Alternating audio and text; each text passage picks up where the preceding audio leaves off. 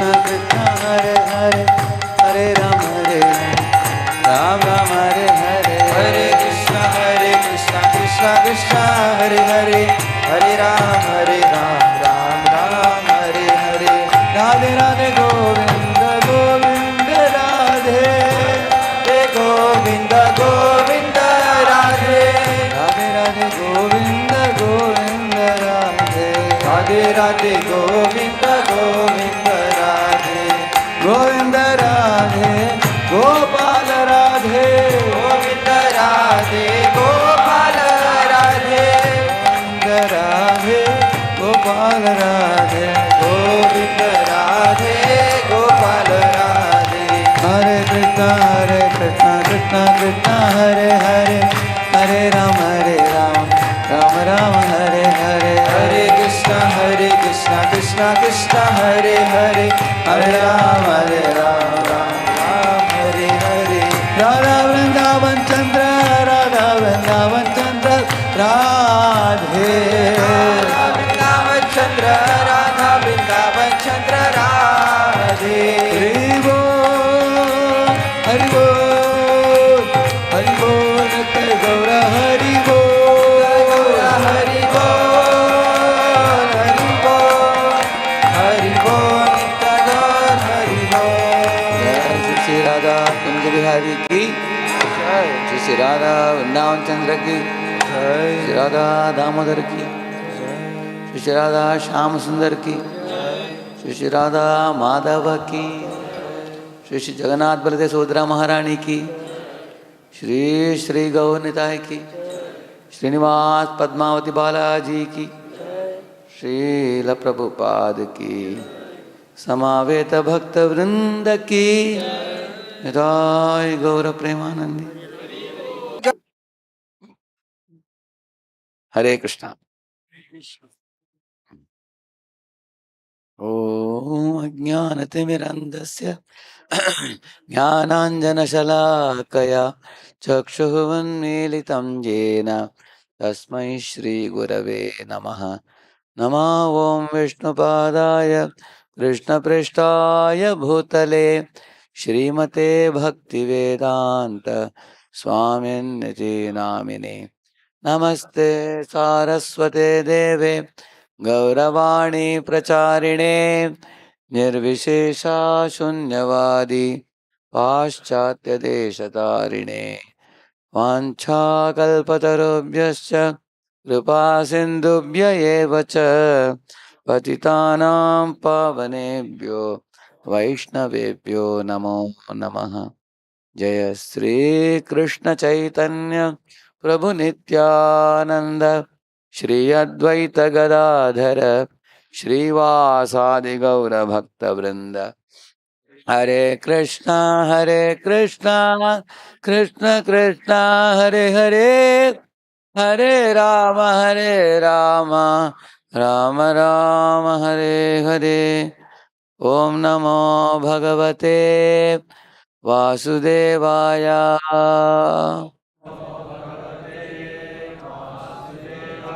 Om Namo Bhagavate Vasudevaya Om Namo Bhagavate Vasudevaya Narayanam Namaskritya Naram Chaiva Narottamam Devim Saraswatim Vyasam Tato Jayamudiraye Nashtaprayeshva Bhadreshu Nityam Bhagavata Sevaya Bhagavatyuttama Shloke Bhaktir Bhavati Naishtiki Krishnaya Vasudevaya Devaki Nandanaya Cha Nandagopakumaraya Govindaya Namo Namaha.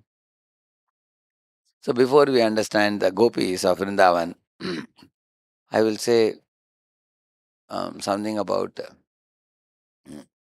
Lakshmi's role in Vaikuntha. That is how we should begin when we understand. Therefore, I'll give introduction with that.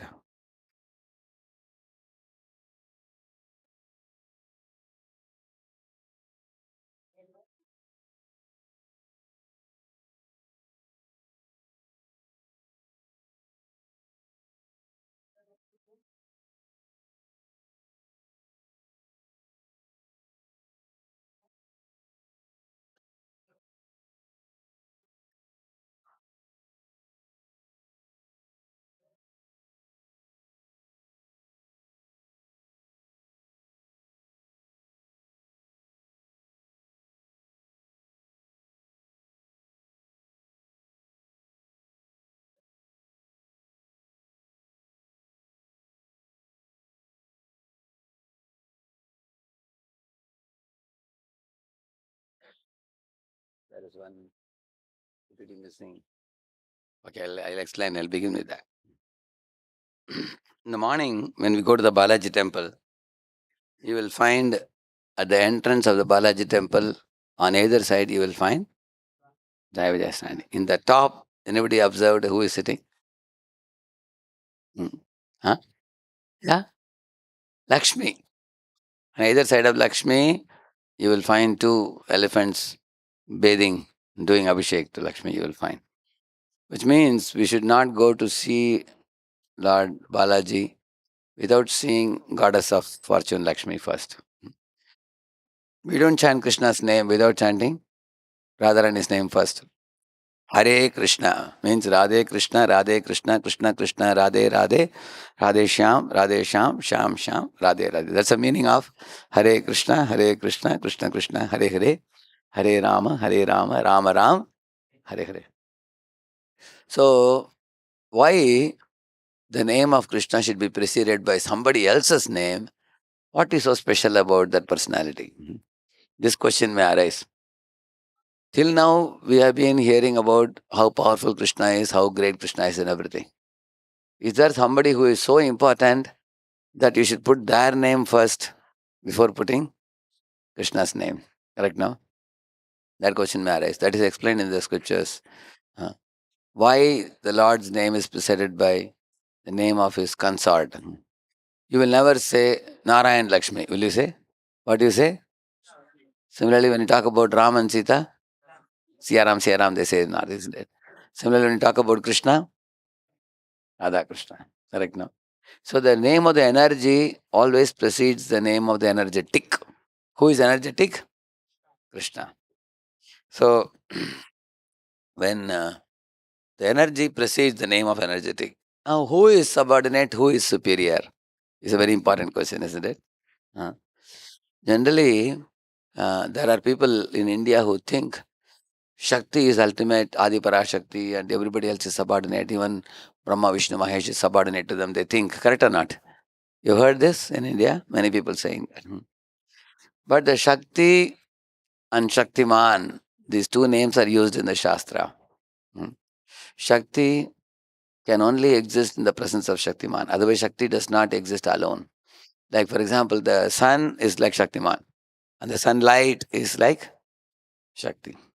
Like this bulb, it is emanating light. The light is like Shakti, and the sun is like the Shaktiman. Musk is like Shaktiman, and the smell of the musk is like Shakti. So the sun and the sunshine are inseparable, correct? No? Huh? They are one, at the same time they are different. Similarly, Radha and Krishna are one, at the same time they are different. Radha Krishna ekatanu duyi dehadari anyonya vilasa kare aswadana kari Govinda Nandini Radha Govinda Mohini Govinda Sarvasva Sarva Kanta Shiromani.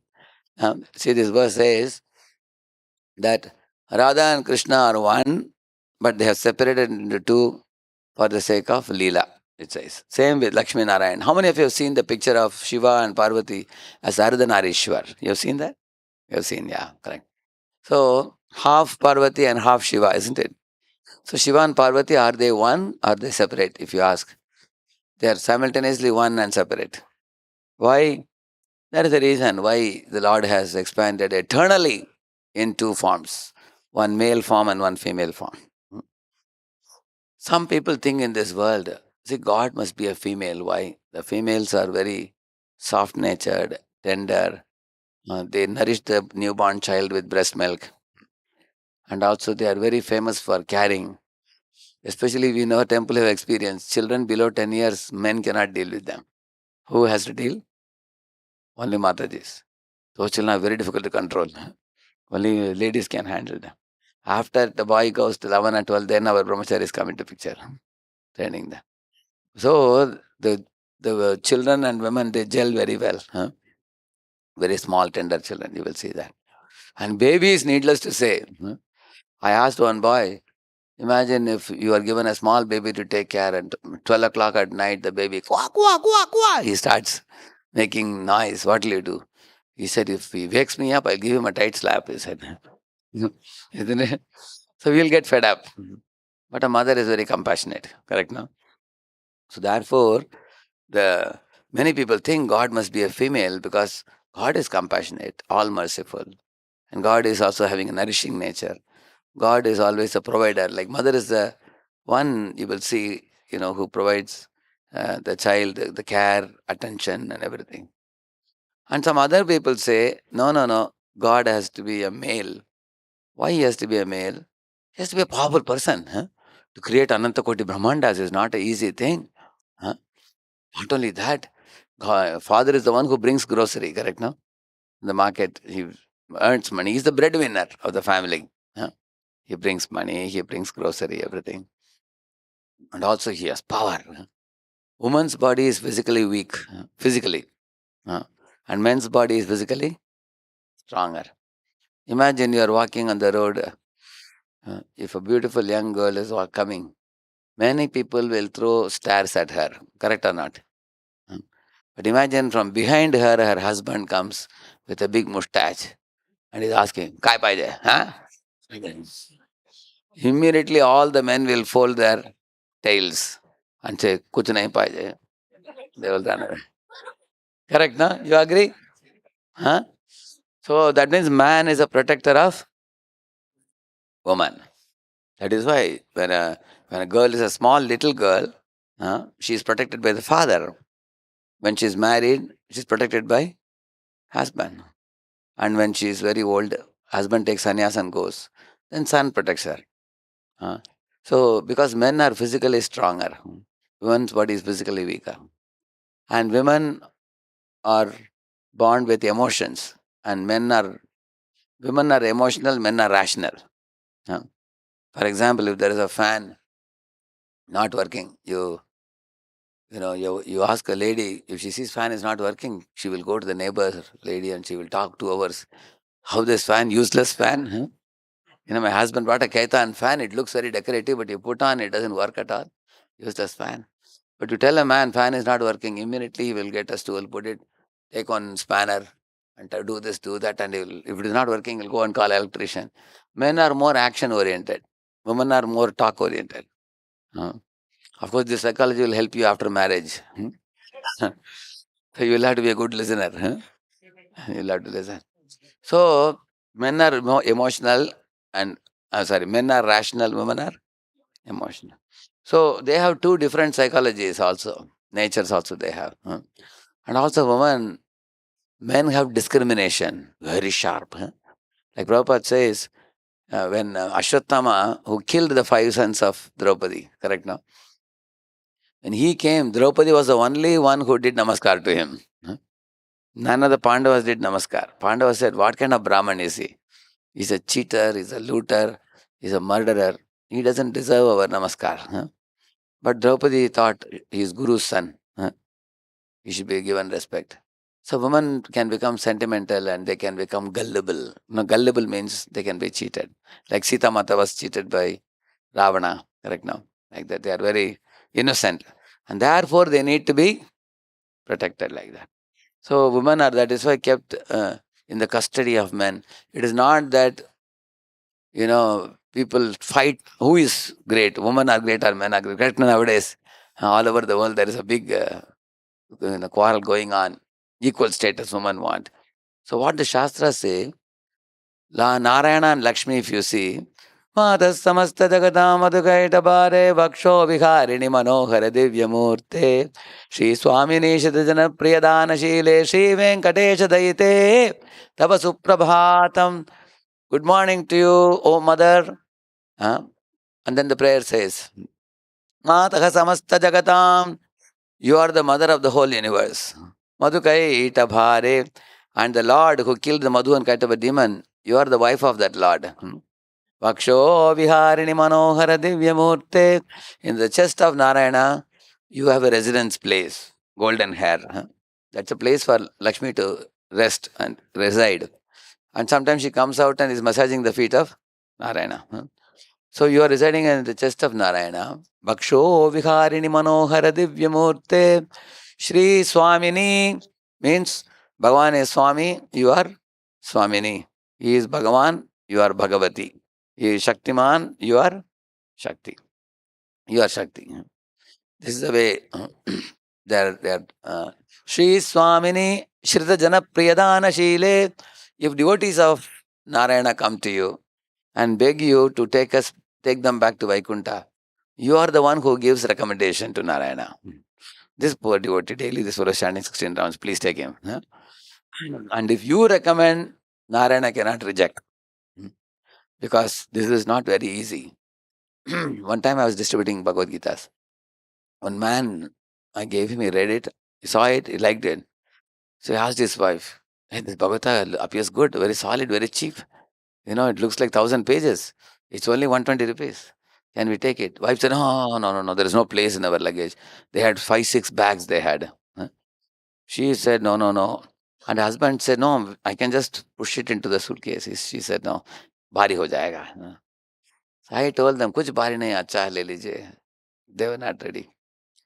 So I thought that I should not have given to the husband, I should have given to wife. So another time I went in the train, similar family, husband and wife were sitting and they also had 5-6 luggage. This time I tried a different strategy. I gave it to wife. I told, Masi Bhagavad Gita. She saw that and she liked it, colorful pictures, everything. She just kept in the bag and told the husband, Paisa de do. That's all. And the husband took out money and gave. And I walked out.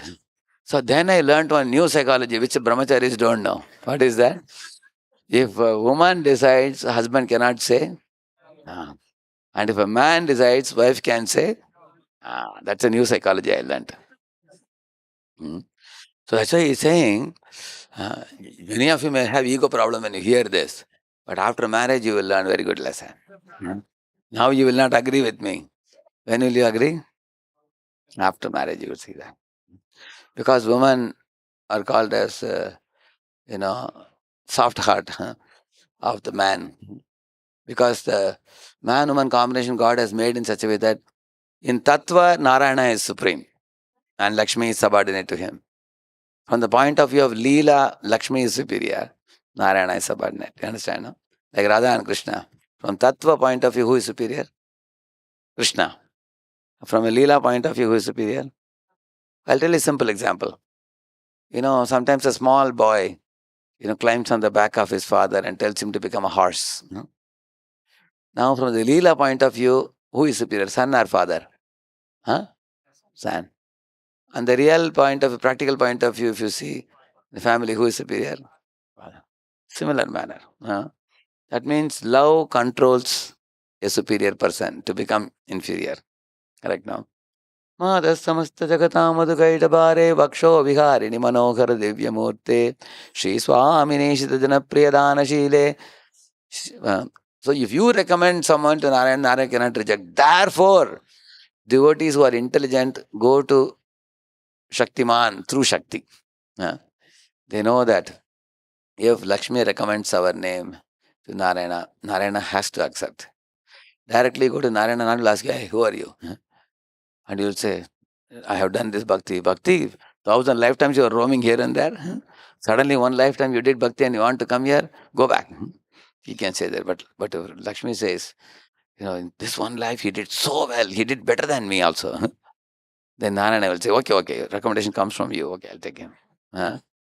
So that is why.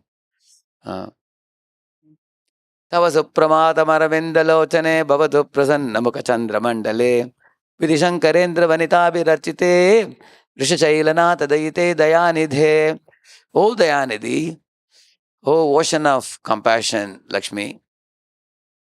Tava suprabhatam aravindalochane, your eyes are like lotus petals. Bhavatu prasanna mukha chandra mandale. Your face is like a full moon and you are always prasanna mukha. Means what? Cheerful. Like you see.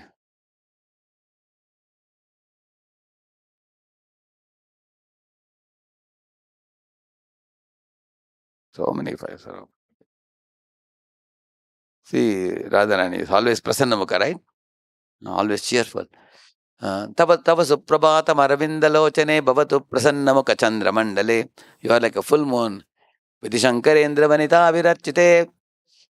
Vidhi means Brahma, Shankara, Vanita means, see, Indra Brahma and Shiva, their wives, they all go and bow down to Lakshmi every day. Who are they? Shiva's wife is Parvati. Brahma's wife is Saraswati. And Indra's wife is Sachi. So even they all worship you. Vidishankarendra Vanita Virarchite Vrishashailanat Dayite Dayanide. So you are very dear to Lord Venkatesha, he says. Ishanam Jagatosya Venkatapater Vishnor Param Preyasim. In this entire world, there is a Isha, controller. Who is it? His name is Venkat. He's saying Venkatachalapati. Veng means suffering. Cut means cut. One who cuts your sufferings. Ishanam Jagato Asya Venkatapater Vishnor Param Preyasim. Supreme beloved of Lord Venkatachalapati. He's saying. You are the supremely beloved. Why are you supremely beloved? Because there are many devotees he has, thousands of devotees. But for all those devotees, who's the leader? Who? Huh? Lakshmi. You are the topmost leader. Lakshmi's love and devotion to Narayana is oceanic. But the Jivatma's love and devotion to Supreme Lord is a drop of that ocean. So the Jiva is a part and parcel of Krishna, and his devotion to Krishna is a part and parcel of Radharani's devotion. That means every Jiva is carrying one small one drop of her devotion in their heart, and they are running around trying to do some service. We are also doing some service, but our devotion is only a drop of her devotion. She has oceanic devotion, unmatchable. So much so that even Lord is stunned. Even Lord is amazed by her devotion. That's why it says, Ishanam Jagato Asya Venkatapater Vishnor Param Preyasim Tat Bhakshastala Nitya Vasarasikam Takshanti Sambardhinim. You reside in the chest of Narayana and you have made even him soft-hearted. You are very soft-hearted, but you have made him also very soft-hearted by your presence in the chest of Narayana. That is why Narayana has become very humble and very willing to accept the devotees. And then he is saying, Padma Lankrita Pani Pallava Yugam Padma Sanastam Shriyam Vatsalya Diguna Jwalam Bhagavatim Mande Jagan Mataram. Oh Jagan Mata, Mother of the whole universe. Vatsalya Diguna Ujjvala means with your Vatsalya Bhava towards the Jivas. You glance at the Jivas like a mother glances at her babies. Like that, you glance at the Jivas from the top. You're always looking at Jivas. Poor Jivas are suffering. Let them come back to spiritual world. You always see like that. And Vatsalyadi, Adi means she has many more qualities. This is only one of the qualities. Vatsalyadi Guna Ujjvalam Bhagavatim. She's called Bhagavati. Vande Jagan Matram, I bow down to you. And you are sitting in a Padma Asana. Padma is saying the third line. Padma Alankrita. You are decorated with a lotus garland. You are sitting in a lotus posture on a lotus flower. You are sitting. And then you are always benevolently looking at all the jivas, mercifully. So, like when I was a small kid, school-going kid, sometimes I would become little mischievous. One day my father was very angry. I don't know for what reason. He would, in those times, he would open the bureau and bring out a big wooden ruler. He had one long ruler, big one. When he takes the ruler, means, of course, he never bet me with that. He only frightened me. He showed the ruler. Immediately I ran out of the compound, ran to the end of the street. Father came out of the house and said, "Hey, come back." I was not coming at all. I ran away at 5 o'clock. Till 8:30, I didn't come back. Because father was at home only. But night you have to come for dinner. So I came. But as soon as I entered, I saw my father sitting and writing something. I immediately ran to the kitchen directly. And my father understood, Aage abhi, Then he was taking out the ruler. But my mother came from the kitchen. I was hiding behind her. And she told my father that he's a small kid. Leave him. If you're angry, he will run away. Immediately my father gave the ruler inside and closed the bureau. So here is an example of mother's compassion. Correct, no? So, therefore we worship Radha and Krishna together. Therefore we say what? Krishna, Hare Krishna. So who is Hare? Hara means one who has stolen the heart of Hari. That's the literal meaning of the word Hara. Uh, So this Shakti and Shaktiman are one. Uh, Shakti, Shaktimatayor Avedaha. This is a Shruti mantra. See, in the Shruti mantras are given a lot of weight, correct? No? Shruti mantra says Shakti, Shaktimatayor Avedaha. Means Shakti and Shaktiman are non-different. From Krishna's left side of Krishna's body, Radharani expands. Krishna only manifests Radharani. But why he does that, there is a reason. Shastras give.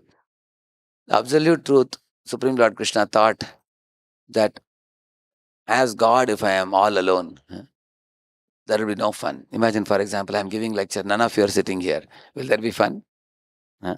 But when a lot of devotees are sitting, you are attentively listening, you raise your hand, you give some answer, I ask some question, then there is joy. So the Lord also thought, eternally I will expand myself into living entities, with whom I can reciprocate love and they can experience love. I can share my happiness with all. With that desire, he eternally expanded into small, tiny samples of Krishna, which is all of us. So we are all tiny jivas. Just like if a jamindar, imagine he has a house with a big hall like this, but he's sitting alone in a chair. Will he be happy? On the other hand, imagine the zamindar has a wife and they have 2 dozen children, and all small and big, colorfully dressed, making noise, running here and there, and doing activities at home. The house becomes a very colorful home, isn't it? Similarly, Lord eternally expanded himself into jivas. And every jiva is very unique. Look at the face of all the boys. Everybody's face is very unique, isn't it? Everybody's face is unique. Everybody's talents are unique. You have special talents. Somebody is a singer, somebody is a speaker, somebody is a dancer, somebody is a sportsman, somebody is a scientist. Everybody has different talents, you will see. So, Lord created all the jivas. You can't use the word created because as soon as there is sun, there is particles of sun rays. Similarly, as soon as Lord existed, He desired that eternally there be fragmental part and parcels, jivas. Then it is like Radha and Krishna are like mother and father. And all the jivas are like children, isn't it? Tiny jivas. So these jivas, what they do, when Shakti and Shaktiman are together, they will put up festivals. Like Jula and Yatra, for example, make Jula and swing there. We celebrate festival. But when Lord is, Shakti and Shaktiman are separated, then all the devotees become very sad and they try to bring them together. For example, Sita was taken away by Ravana. So Shakti and Shaktiman were separated. Is it not true? It's a very painful thing for all the Vanaras. So they arranged for Sita and Ram to be united again. And then Pattabhishek happened. So when they are separated, the Jivas get a lot of service opportunity. And when they are united, they will put up festivals. So either way, they are happy. Correct? They have opportunity. And when Lord also what he does, he will come to this world here. When he comes, Shakti will also come, Shaktiman will come, both will come. Sita was born in Mithila, correct? No? She appeared in, and Ram was born in Ayodhya. So Ram was in Ayodhya, Sita was in Mithila. Shaktiman appeared in 2 different places now. At one time, after helping Vishwamitra in the forest, now Lord Ramchandra asked Vishwamitra, so dear sir, we have been with you, very happy in the forest, now killing all the demons. Now, is there any more service for us? Or you want us to go back to our father in Ayodhya? Vishwamitra said, one more very important work. Then he took Lakshmana on one side, Ram on the other side. They walked to Mithilapuri. And then in the Mithila's frontiers, there was a place where Ahilya was in the form of a stone. Ram kept his foot and immediately Ahilya came out. That place became very holy place after that. Lord is so pure. Wherever he puts his feet, it becomes holy place. Then they entered Mithila. And Vishwamitra said, there is a very, very important program going to happen in the Janak Maharaja's palace. So we are going for that. They didn't know what was the program. That was Swayamvar of Sita. Sita Swayamvar. So he took both of them. And as they were walking in the garden, there was one garden in the side from the road, it was accessible. You can watch it. In the garden, Sita, along with her Sakhis, they were all plucking, flowers for making a garland. Suddenly, Lord Rama's eyes moved on that side, and Sita also looked towards the road accidentally. And both their eyes met with each other. And for a moment, they were like stunned because they are eternally, the hero and the supreme hero and supreme heroine, Shakti and Shaktiman. Huh? Sita thought, who is this personality? Such a effulgent personality, tall, with a very big, you know, he has a jata hair and his eyes are like lotus petals. Shri Ramam Dasharathatmajam Aprameyam Sitapatim Raghukulan Mayaratna Deepam Hajanubahu Aravinda Dalayataksham Nishachara Vinashakaram Namami. There's a verse like that. Aravinda Dalaya. Lord Rama has eyes like lotus petals. Hajanubahu, very tall personality, very powerful personality, having a quiver, having bow and arrow, Godan Raman, and very majestic lords. They're like sun and moon. Lord Raman, Lakshmana, on either side of Vishwamitra walking. When Sita's sight fell on him, Lord Ram's face was so beautiful, so charming. He appeared to be an ocean of good qualities. The grace in his eyes, the charm on his face. Immediately she understood, this person must be the best person in the whole world. Actually, Lord Ram has 16 qualities. If I show that, the whole class will be over. That's why I'm not showing you. So, 16 qualities on Ram Navami Day, I spoke on that only. 16 qualities of Ram, which Narada elucidates in Ramayana beginning. You will read that. Such amazing qualities. Viryavan. I'll just show you that.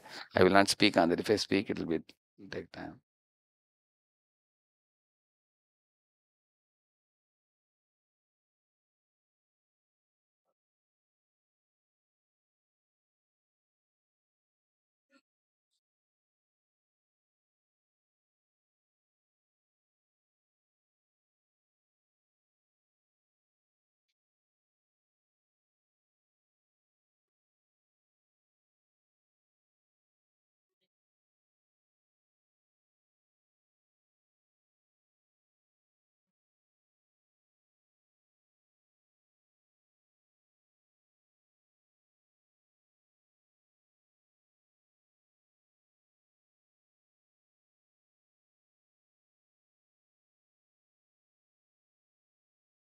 Yeah. See this. Sarva Bhuteshu Hitaha. Benevolent to all living beings. Gunavan. Principled virtuous. Bibhyati Devascha. Even the feared by the Devatas. Dyutiman. Brilliant. Anasuyakaha. Non-jealous. Satyavakyo. Truthful. Samartha. Competent. Vidwan. Adept. Knows everything. Charitrena Yuktaha. Good character. Excellent behavior. Atmaman. Courageous and self-composed. Jitakrodha, mastered his anger. Kritagya, grateful. Viryavan, vigorous. Dridavrata, determined. Dharmagya, conscientious. Priyadarshana, extremely handsome to look at. This is Lord Rama. Narada says these qualities. Because there was a question about this. It was asked, Kon Rasmin Sampratam Loke Gunavan Kasha Viryavan? Who in this world has the 16 qualities? So he will say that there is only one person. Nobody else can have these qualities. That Rama possesses all of them. He says this. So when she saw Rama for a moment, Sita Mata was stunned. And Ram also, when he looked at Sita, he didn't know at that moment who it was. But Lord Rama was not used to looking at girls like this. Because he was a man of very high character, isn't it? But somehow, as soon as he saw Sita, something happened in his mind. Of course, he couldn't say anything to Guruji. There was Guruji standing next to him. Who? Vishwamitra and brother Lakshman also. He didn't tell them anything. But something went on in his mind. He felt as if he has met somebody who is very, very important for him in his life. So this is real romance. Do you understand? No? This is real romance. In this world, whatever romance you see, boy and girl romance. In college, they have a romantic affair. And then parents say no to marriage. Then they marry somebody else. You've seen that? Huh? Then boy marries another girl and girl marries another boy. What kind of romance? Or sometimes the girl runs away with another boy. She finds some other boy better. Correct or not? Whereas this is real romance. And then Sita was praying in her heart, whoever is this personality, I pray that he only should be able to break the bow. And then I pray that I'll be able to marry him. Huh? That was the desire. And the friends asked, hey, Sita, what happened? You know, come, let's go. Huh? And after that, Sita's mind was fully absorbed. When she took the garland and came through the steps, the cascading like Ganga, she was coming. And all the kings were assembled with big, big mustaches. Huh? Some of them were in the gallery like we have in Temple Hall. As soon as they saw Sita's beauty, they started falling down. Huh? They fainted unconscious. Huh? But after falling also, they were still watching with eyes. Huh? Yeah. Huh? So, and you all know that when they were trying to break the bow, huh? They couldn't break. Many of them were thrown off and they broke their hands and legs. But when Vishwamitra told Ram, now you go and break the bow. And Ram came, he stretched the string of the bow. At the time, Sita was praying, oh, this is the same personality I saw in the morning. Huh? When Ram broke the bow, when he broke it, everybody fainted, except Janaka, Ram, and Lakshman and Sita. Everybody else fainted unconscious with the sound. So, of course, then she got the pastime goes on. But the idea is, it's not that when Shaktiman come in this world, Rama looks at you and say, hi Shakti, I am here, Shaktiman. Huh?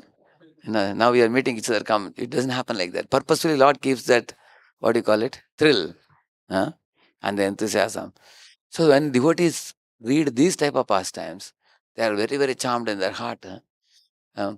And then when the marriage of Sitaram happens, everybody is very jolly. They celebrate the festival, and later on, Sita is stolen by Ravana, and then that is Shakti Shaktiman separation, and meeting. Now we got an idea now, correct? No?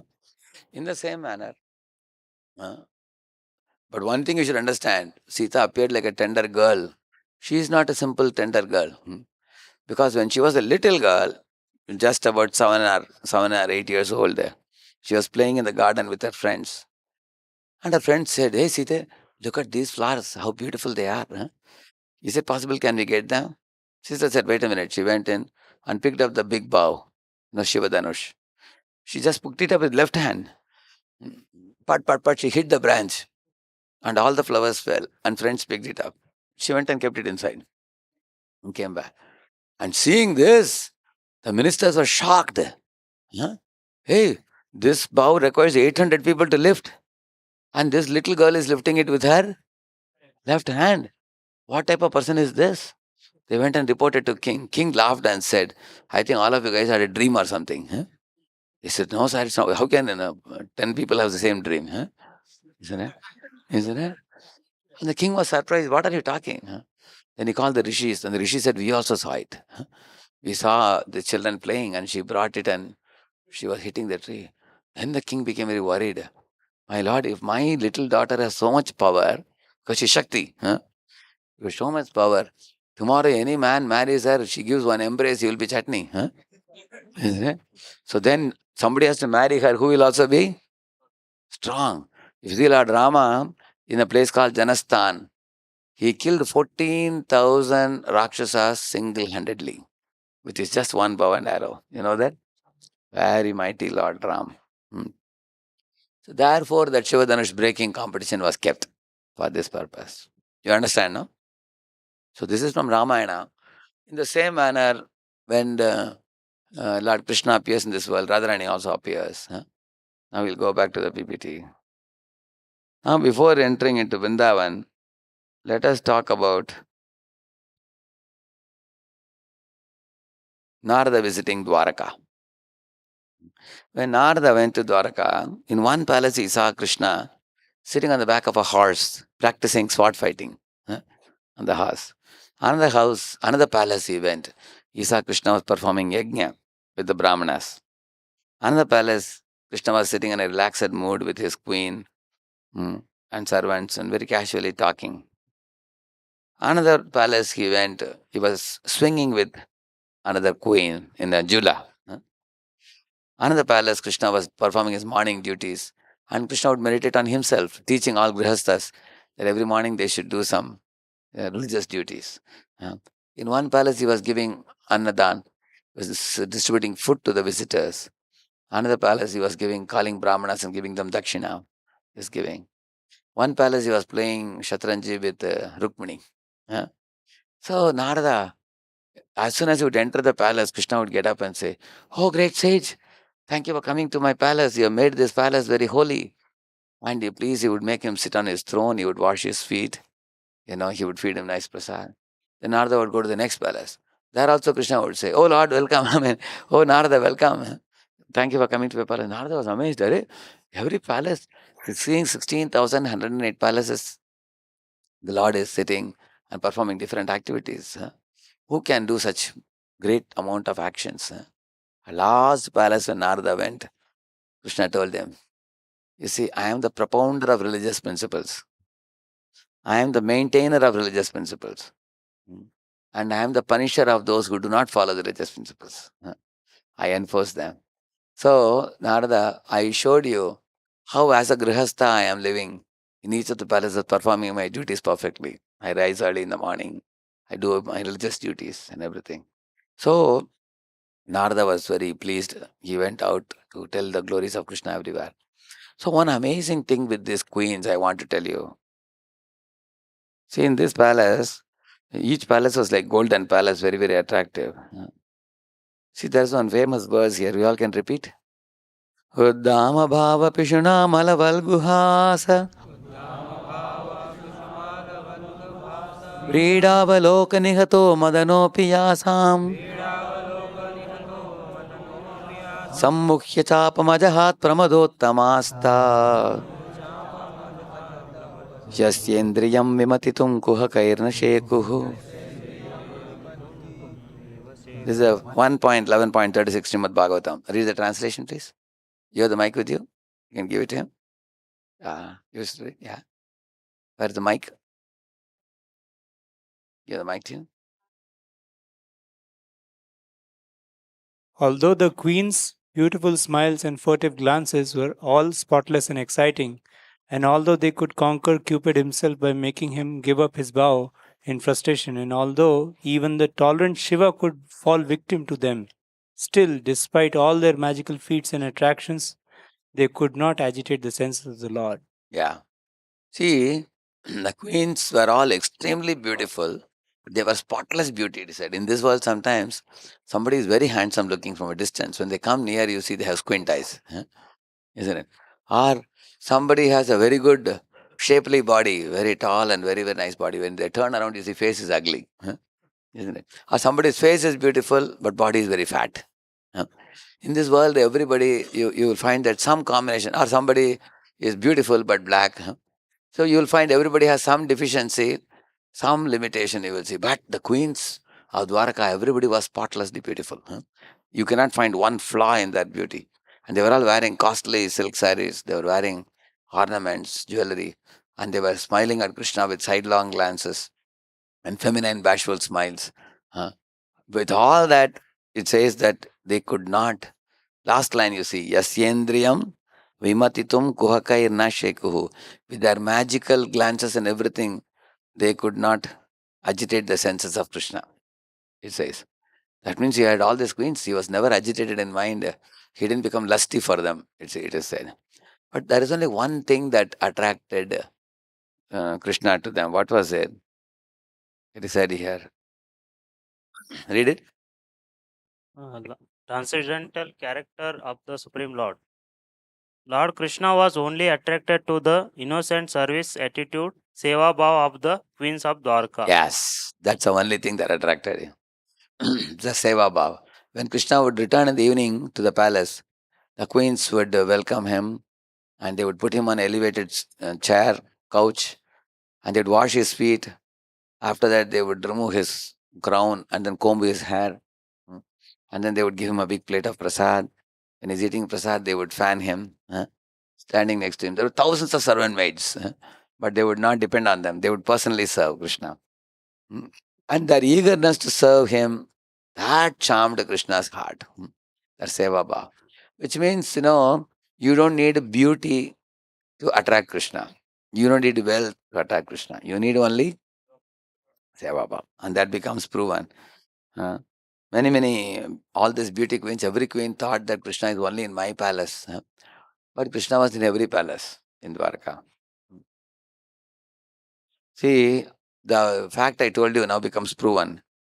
Here is Krishna, Balram and friends entering Mathura, and they saw one Kubdi, one hunchbacked woman coming. Her name was Kubja. So Krishna is showing hand to her and saying, what Krishna told? Read that. Krishna addressed her, O tall young woman, who are you? Tell me, for whom are you carrying this sandalwood pulp in your hand? Think you should offer this sandalwood to me, and if you do so I am sure you will be fortunate. Like that Krishna said. Huh? He asked her, oh tall young woman, was she tall? She was a hunchbacked woman, huh? Short. So he was joking, all the other friends laughed. Now somebody may say, how can Krishna tease an old woman like that? You may ask. But Krishna can do this. Why? Because very soon he's going to make her a tall, beautiful girl. Huh? So what he did, he told her, you are carrying Chandan. And she was carrying Chandan for Kamsa. Their daily she used to carry. He said, if you offer it to me and Balaram today, then you will become fortunate, he said. Please read the next point. Krishna is the supreme personality of Godhead, and he knew everything about the hunchback. By his inquiry, he is indicated that there was no use in serving demon. She would do better to serve Krishna and Balarama and get an immediate result of the service. Isn't it? He thought, why should he go and use it for Kamsa? Huh? Who's a sinful fellow. Let she offer to Krishna and then become benefited. So Krishna asked her like this. Here it says here, Rupa Veshal Madhurya Hajita Lapa Vikshitaihi Darshitatma Dadavasandram Ubayoran Lepanam. Her mind, Kubja's mind became overwhelmed by Krishna's beauty, Krishna's charm, sweetness, smiles, words, and glances. So then Trivakra Kubja gave both Krishna and Balram generous amount of that sandalwood ointment. She gave. This is a very important thing. When the Kubja looked at Krishna, somehow or other she was blessed that although she was going to serve Kamsa, now she became attracted to serving Krishna. In our life also, somehow we have become attracted to, Krishna's invitation for us to chant the holy name, study Bhagavad Gita, come in Sangha. This is our blessing for us. So she became attracted. Vishnu Purana also says that. Shrutva tamahasa krishnam grihyatamiti sadaram anulepanam pradadau gatra yogyam ato bayoho. Hearing this, Kubja respectfully replied to Lord Krishna, please take it, and gave both of them ointment suitable for applying in their body. So Krishna Balaram applied on the forehead and in their body. It's very cooling chandan. All of you repeat. Prasanno Bhagavan Kubjam Trivakram Ruchirananam Rijvim Kartum Manaschakre Darshayan Darshane Phalam. Read the translation. Lord Krishna was pleased with Trivakra, so he decided to straighten that hunchbacked girl with the lovely face just to demonstrate the result of seeing him. So what Krishna did? See, Krishna put his foot on her 2 feet, and with these 2 fingers he caught her chin, and he jerked her and lifted her up. Immediately she became like this. See, she became a young, beautiful girl. Just by... Sorry. Read it. Krishna was very much pleased by this service, and he began to consider how to reward her. In other words, in order to draw the attention of the Lord, the Krishna conscious devotee has to serve him in great love and devotion. Krishna cannot be pleased by any action other than transcendental loving service unto him. Exactly. Was Krishna attracted to her beauty? She was not beautiful. She was actually ugly and having a hunchback, and isn't it? But she had some seva bhav. Krishna was attracted. That's all we need, Prabhupada says. Thinking like this. Thinking like this, Lord Krishna praised the fate of the hunchback woman with his toes and capturing her cheeks with her finger, gave her a jerk in order to make her straight. At once, the hunchbacked woman became a beautiful straight girl. Yeah.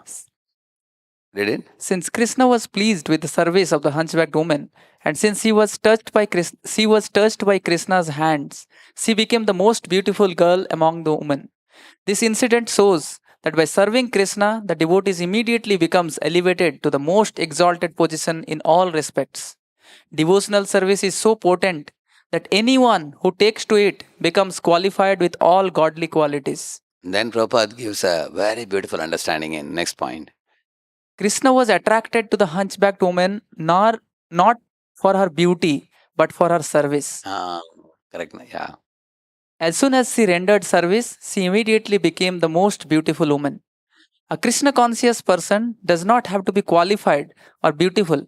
After becoming Krishna conscious and rendering service unto Krishna, he becomes very much qualified and beautiful.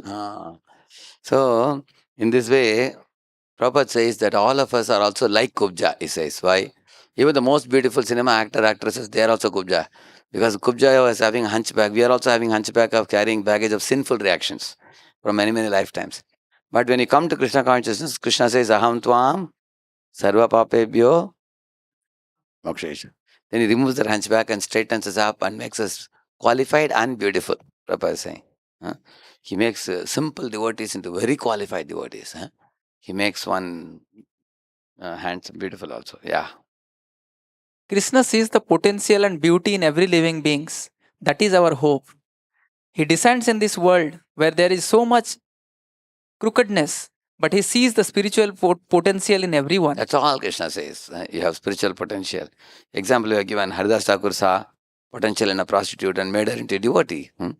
And Prabhupada also saw, actually Prabhupada did not talk about the great volume of sinful reactions that hippies carried. He only saw they have an interest in music and he connected it to chanting Hare Krishna, made them all devotees. Isn't it? Yeah. Emotionally, mentally, physically, we all have crookedness. Prabhupada made hippies into happies.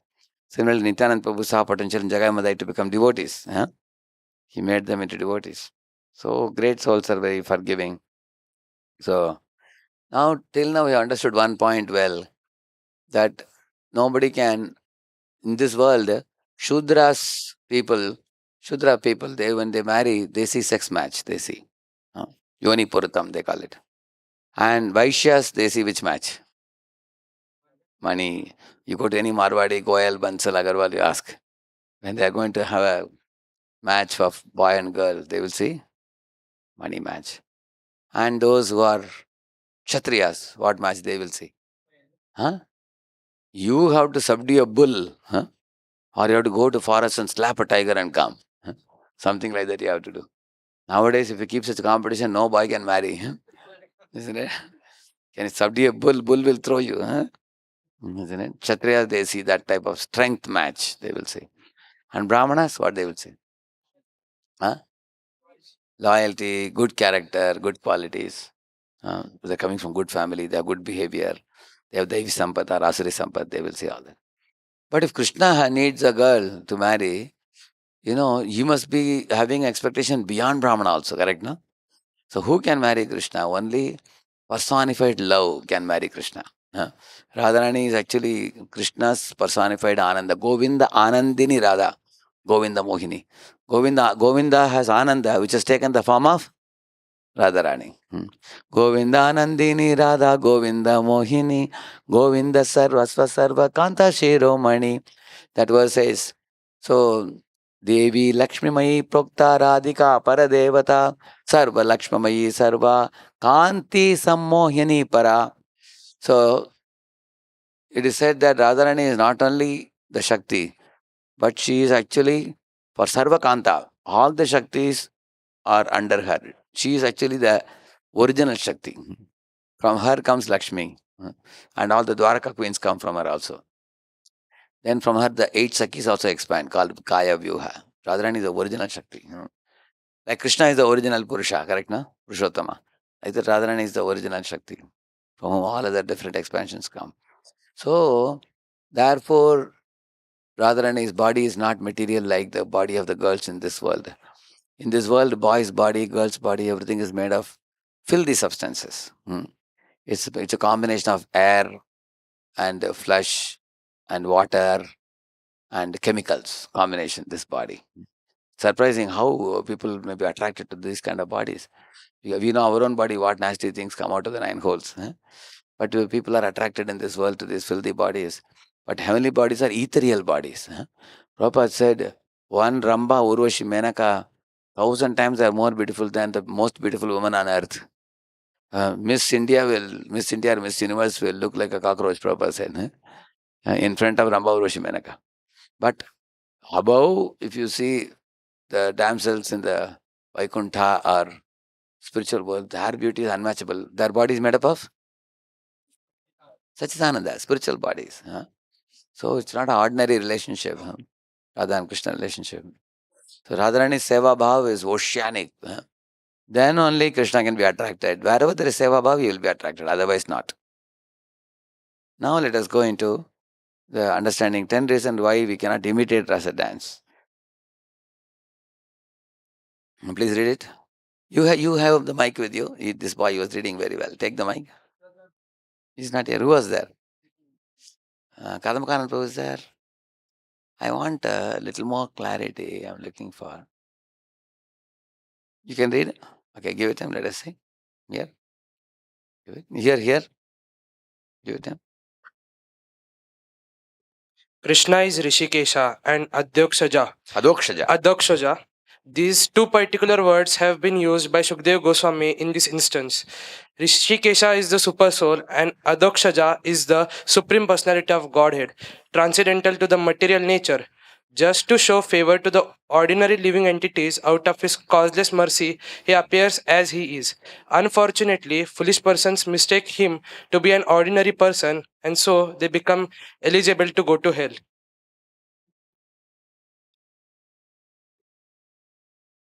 See, Rishik means senses.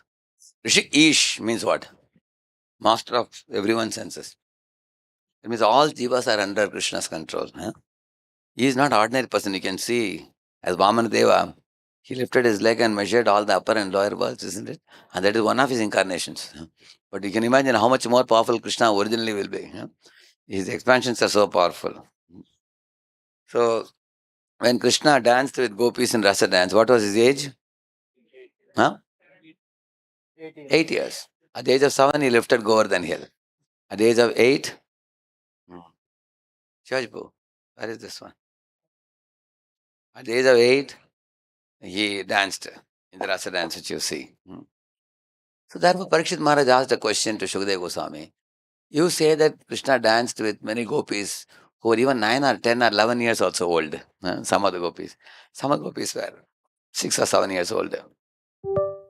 So he asked, and he was a small boy. In that age, even the sexual appetite is not aroused. At the age of 8, generally, 7, 8-year-old boy sometimes sit on Mataji's side, Prabhuji's side, correct? No? Both sides. But imagine a 15-year-old boy goes from Prabhuji's side and sits on Mataji's side in the temple hall. All Mataji will think, what happened? This fellow's nut has loosened. She will think he's gone mad. Because we sit on Prabhuji's side, correct or not? In the temple.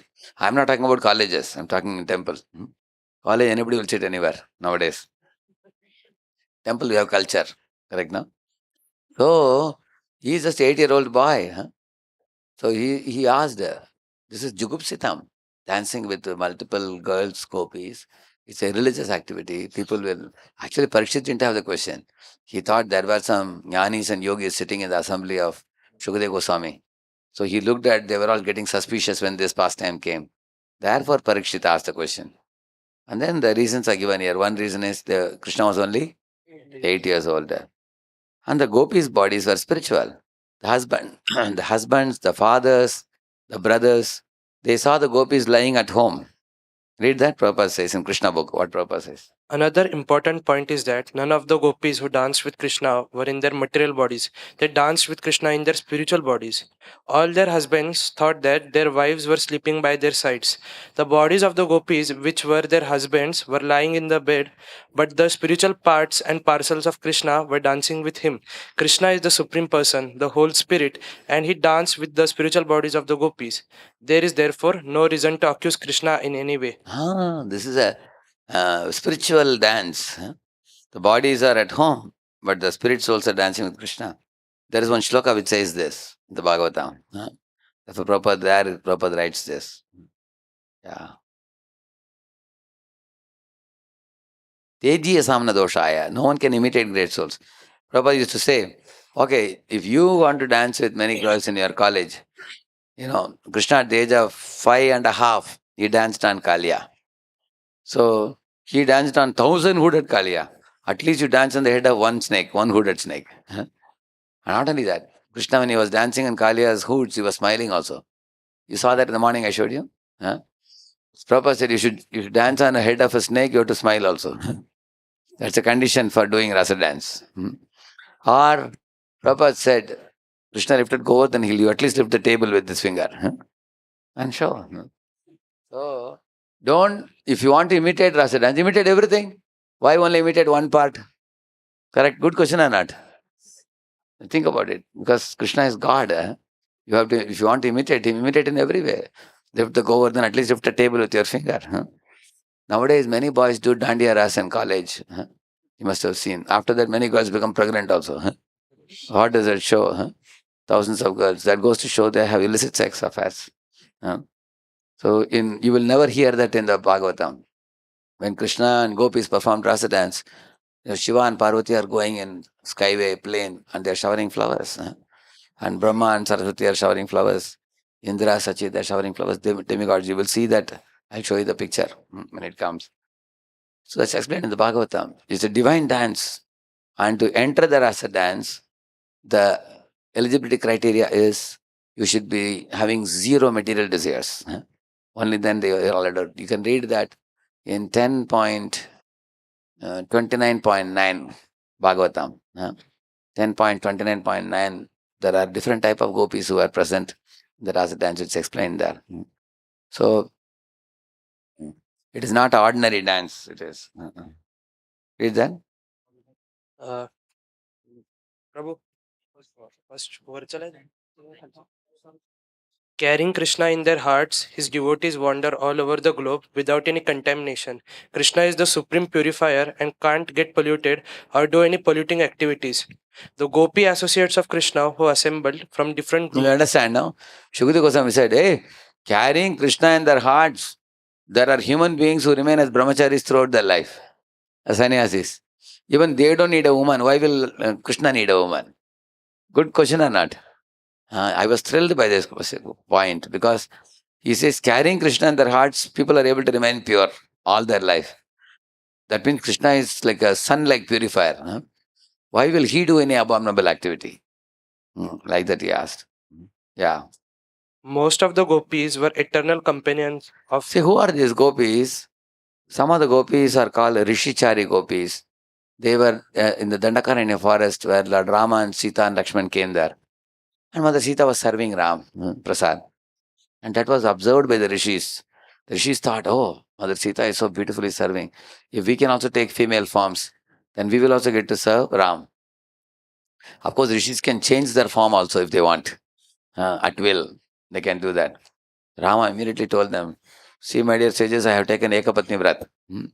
If 100 of you become females and come to me and say, marry us, we cannot marry.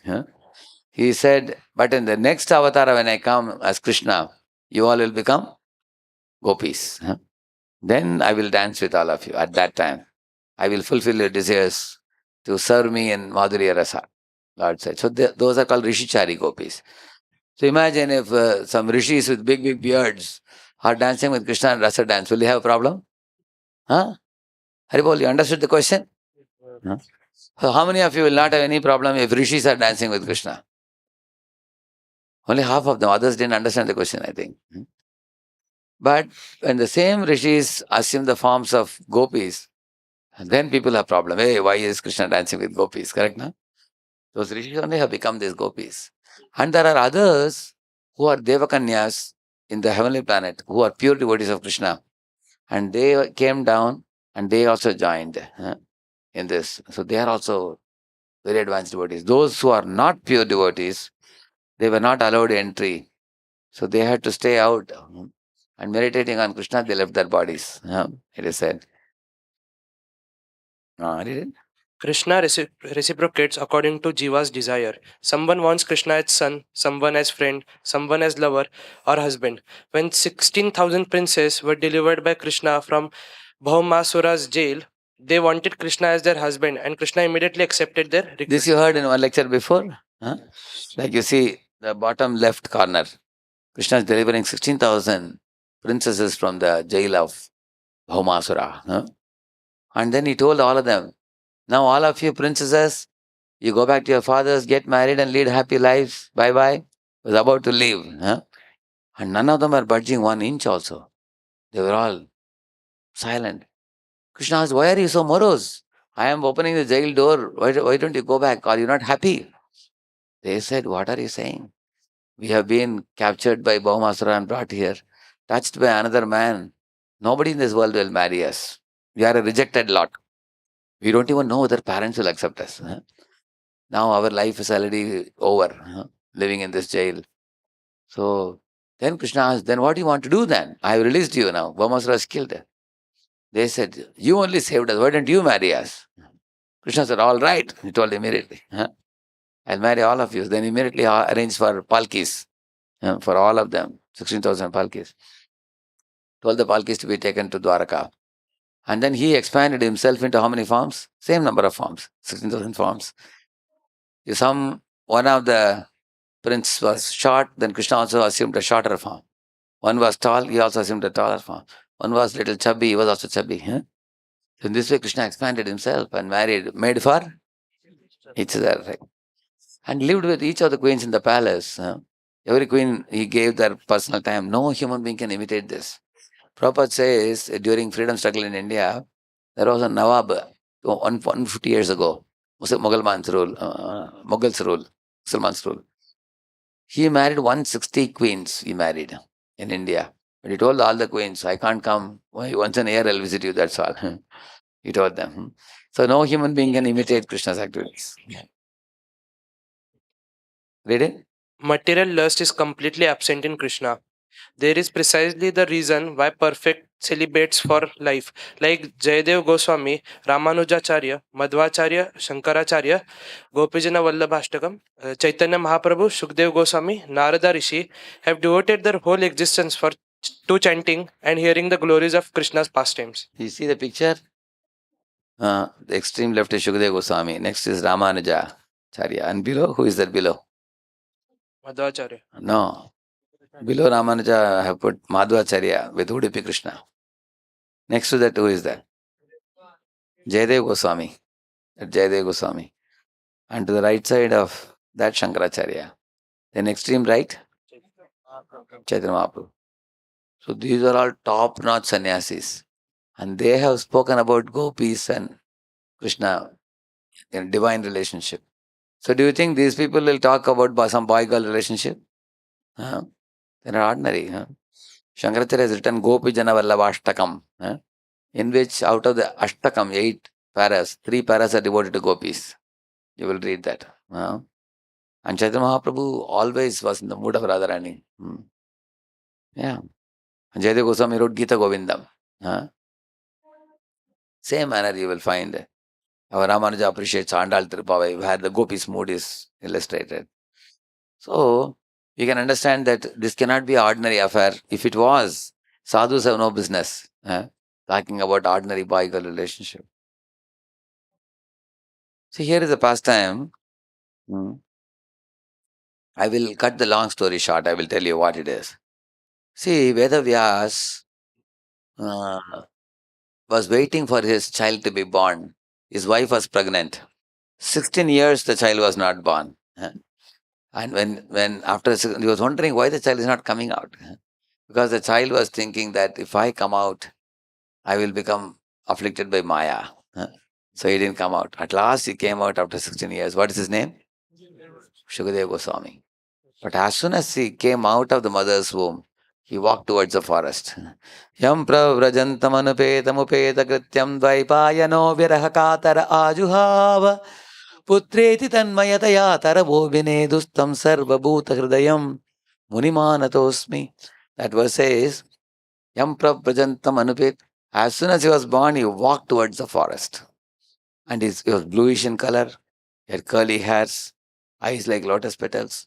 He had a handsome body of a young boy, Shukadeva. He wore no dress in his body. He was a Digambar. And when he was walking towards the forest, And in that village road, on one of the sides, there were bushes, trees and bushes and lot of shrubs and plants and everything. But sometimes there were gaps also in that. There was a pond where only women will take bath. Uh, It's a place only for women to take bath. And for men, they had separate another pond somewhere else they had. So in that, all the women generally in their own pond, they won't care about anything because it's only for women. So they would remove all the clothes and without any clothes, they were taking bath in the pond. At that time, when Shukadeva passed by, the women saw Shukadeva and then Shukadeva walked ahead. They were not disturbed by his going. Generally, if a man comes, a woman is not wearing any dress, immediately she will cover, isn't it? She didn't do that. They didn't do that. After that, behind Vedavyas walked. As soon as they saw Vedavyas, immediately they put on their clothes. Vedavyas asked, "Hey ladies, my son is a young boy. You are not feeling ashamed when you saw him. But I am fit enough to be your father. Huh? When you saw me, you were covering the body with clothes. Why?" She said, "Sir, you are a grihastha. Huh? And naturally, you have to see difference between man and woman. Otherwise, how will you marry? Correct, no? On the other hand, your son, he doesn't know difference between male and female. He only knows difference between body and soul. He's a Brahman realized jnani. Huh? Because from his eyes we could make out. Because if a woman is scantily dressed, not properly dressed, say a woman is wearing a mini skirt, if a boy looks at her, immediately he will look down at her thighs. Or if a woman is not dressed properly and the chest is exposed, he will immediately look at her breasts. And any woman can understand this fellow is now lusty for me. So woman has a sixth sense God has given them. As soon as the boy is little lusty for her, will become weak, they will immediately understand it. But Shukadev did not show that weakness. He was just completely absorbed in his mind and walked. They said, "Your son has gone beyond this bodily platform," they said. And that Shukadev Goswami is the author of Srimad Bhagavatam. So such a personality, will he talk about boy-girl relationship? What do you think? Huh? He is completely a pure soul. So he's the speaker of Bhagavatam. Read that. In the great assembly of saintly personalities, there was Vyasadeva, the Brahmarishi. Brahma Rishi, Narada, the Deva Rishi, Parashurama, the great ruler of the Kshatriya kings, etc. Some of them were powerful incarnations of the Lord.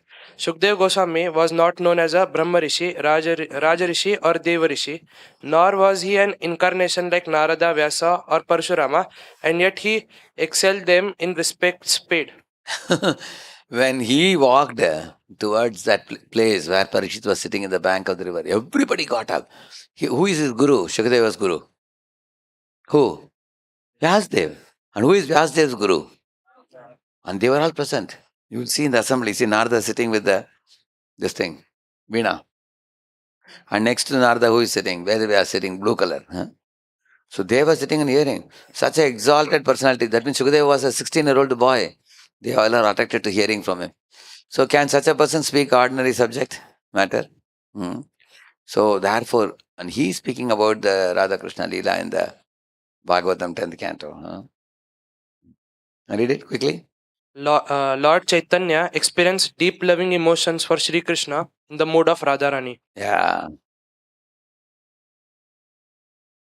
So, read this. Bhaktivinoda Thakur says, the gopis are purely engaged in the seva of Lord without motives. They are not captivated by the opulence of Krishna. Read the next para. Krishna was not attracted by the opulence or personal beauty of the gopis, but by their pure devotional service. Similarly, the gopis are attracted to Krishna as a cowherd boy, not in sophisticated guise. Lord Krishna is inconceivably powerful. To understand him, great yogis and saintly persons gave up all material engagements and meditated upon him. The gopis are not interested in dry speculation in the arts, in music, or other conditions of material life.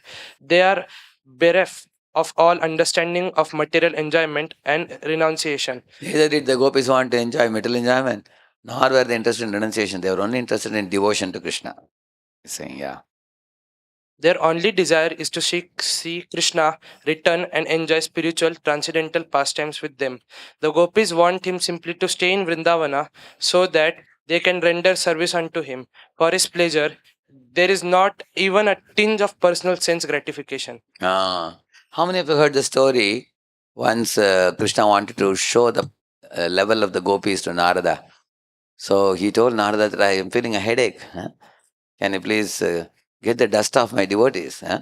So that if I apply on my head, my headache will be gone. You know that? You can come here, you can tell that. Huh? Who would like to come and narrate here? Anybody? Yeah, please come here. Okay, come here.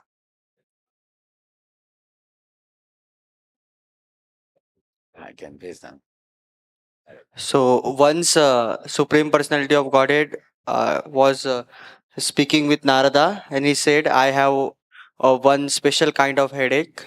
That this headache will only go if I put the uh, dust of the feet of my pure devotees." So Narada went to many sadhus, many sannyasis, and many great devotees, but all were afraid, and they said that we will go to hell if we do so. But when he went to gopis immediately started rubbing their feet in the mud, and they were collecting the dust from their feet in a cloth. So Narada asked the gopis that if you do so, you all can go to hell. So then gopis told that even to please Krishna for one moment, we are ready to go to the hell eternally. Haribo. That was beautiful. Yeah. So that is why Radheshyam Prabhu told that Krishna has such a connection with gopis. Yeah. Thank you. Very beautiful narrated that. You understood that? So, this is the level of the gopis' devotion, unmatchable. Lord Chaitanya Mahaprabhu, Uddhava, the greatest scholar and disciple of Brihaspati, when he went to Vrindavan, he told, "Oh, gopis, your devotion to Krishna is so great. I want all of it walk on my head. I want to dust off your feet on my head. How will the gopis give?" So then he said, "I want to become a grass in Vrindavan so that gopis will walk over my." Like that he said, "Asamaho charanarenum jushamaham syam vrindavane kimapi gulmalata ushadinam." Like that he says. Huh? So, yeah. So, Shukadeva Goswami says, no need to read this, it's very big. Shukadeva Goswami says that in one verse he says, if anybody hears the pastime of Krishna and the gopis, their lust will disappear and love will be born in their hearts for Krishna, he says. How? I will tell you some pastimes, you will understand that. Huh? Yeah. And here it's explained that Krishna, all the gopis are also souls who are part and parcels of whom? Krishna. And all of us, we are also part and parcels of Krishna. So Shukadeva Goswami gives a nice example. Like a child sometimes plays on a mirror-like floor. He is beating his own reflection and playing. Like that Krishna danced with the gopis, his own reflections. Like that it is said. But when a boy is doing dandiya ras with a girl, he can't say that, oh girl, you are my part and parcel. Correct, no? Because girl is his part and parcel or Krishna's part and parcel. Therefore, we are thieves if we enjoy with somebody else. Correct, no? Why we are so strict about this, about connection with the opposite sex? Because none of the jivas are our part and parcels. They're Krishna's. But Krishna is playing with his own part and parcels. So, when Ravana came to steal Sita, Sita asked Ravana, yeah, because Ravana described Sita. He said, "Oh, Sita, your eyes are like lotus petals. Huh? Your walking is like a peacock walking. Huh? Your hips are like a damaru. Huh? Your voice is like a cuckoo." Like that he started praising. Sita said, "Wait a minute. What nonsense are you talking? Don't you know I am married to Lord Rama? At the age of 9, I was married to Rama." Huh? She said, "And you are talking to me so lustily. Who are you?" She asked. As soon as he heard the question, "Who are you?" he thought that she is interested in me. Huh? He started telling, "I am Lanka Naresh. Huh? I have 5,000 queens already. Huh? But I will make you the Patrani. You are the most beautiful. There is no match to your beauty in this world. Therefore, I will take you and make you the chief queen." Huh? He started praising, "I have 10 heads, I have done tapasya, I got this, I am the chief king of the golden Lanka and all that." She said, "Stop all this," she said. She said, "My husband Rama, he is like gold and you are like Ayan. He's like Mount Everest. You are like a small mound. He's like ocean. You are like a puddle of water. He's like Garuda. You are like a crow. Huh? She said, he's like Chandan. You are like mud. She said. So what is she comparing? She's comparing love and lust. Uh, so therefore, we should know the difference between love and lust is very important to know. Love is like gold. Lust is like iron. The boy-girl relationship in this world, sexual relationship. See, sex is kept for what? Sex is actually kept for reproduction purpose. It's a biological function for the sake of reproduction. Brahmaji kept one pleasure coating on the genitals called as orgasm, we say, no? When semen is released, it gives some pleasure sensation. Why Brahma kept it? So that man will agree to marry a woman and then they will unite and they'll produce a baby and they will maintain the baby and take responsibility. Correct now? Otherwise, actually, in the spiritual world, I already showed you one shloka before. There is no attraction to sex life. Correct now? They are not. Like one boy was asking me, how in the spiritual world, Gopas and Gopis also do they meet? He asked. So I asked this question to one sannyasi. Maharaj, one boy is asking this question. And Maharaj said, even if a Gopa and Gopi meet behind the bushes, they will be whispering and talking how to serve Radha and Krishna. Huh? That's all they will talk. Because other things that doesn't cross their mind only. Huh? The propensity for enjoying separately. They won't say that Radha and Krishna are together, so we will also be enjoying together. They never think like that. Yeah. So we should know the difference. So only when we become free from lust, then only we can go. When you read the Gopi Gita, it will become clear to you. One example I'll tell you from Gopi Gita. Mridanga. Ready? Yeah. Atati yad vraja agni kananam त्रुटिर्युगायते त्वामपश्यताम्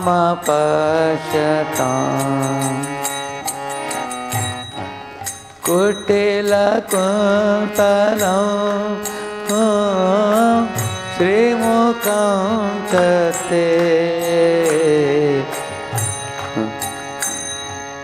पक्ष्मकृत् दृशाम्. Okay, last line I forgot. See what they are saying. Atati Bhavan Agni Kananam. Oh Krishna, when you go to the forest in the daytime, these scout boys are such fortunate fellows that they can go with you, play with you, they can dance with you, sing with you, they can eat prasad with you in the bank of Yamuna. But we people are gopis, we will not be allowed to go to forest with you.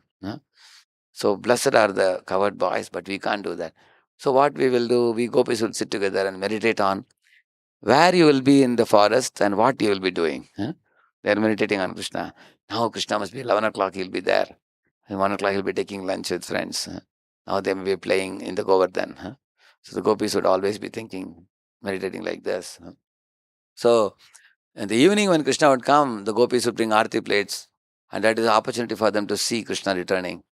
But at that time, gopis are saying, this foolish creator Brahma has given us eyelids which keep on blinking. So the eyelids are preventing us from seeing you continuously. They are saying. So they are criticizing whom? Brahma for creating eyelids. And gopis are saying, we don't have the guts to clip away the eyelids. We are not such advanced devotees. Therefore, the part of our darshan of you is hampered by the eyelids. Like that they are saying. So you will see gopis, very, very powerful songs. I read it? We have to get rid of eyes of avidya, ajan, Avidya Anjan. anja, okay. Avidya anjan, eyes of ignorance, and get eyes of prem anjan. Look at this fellow, he has Avidya Anjan. He is looking with the lusty fellow. Eyes tinged with salve of love. Yeah. And then? By not imitating Krishna, struggling to become an enjoyer, but by following his teachings in the shape of Bhagavad Gita and Srimad Bhagavatam faithfully. Yes.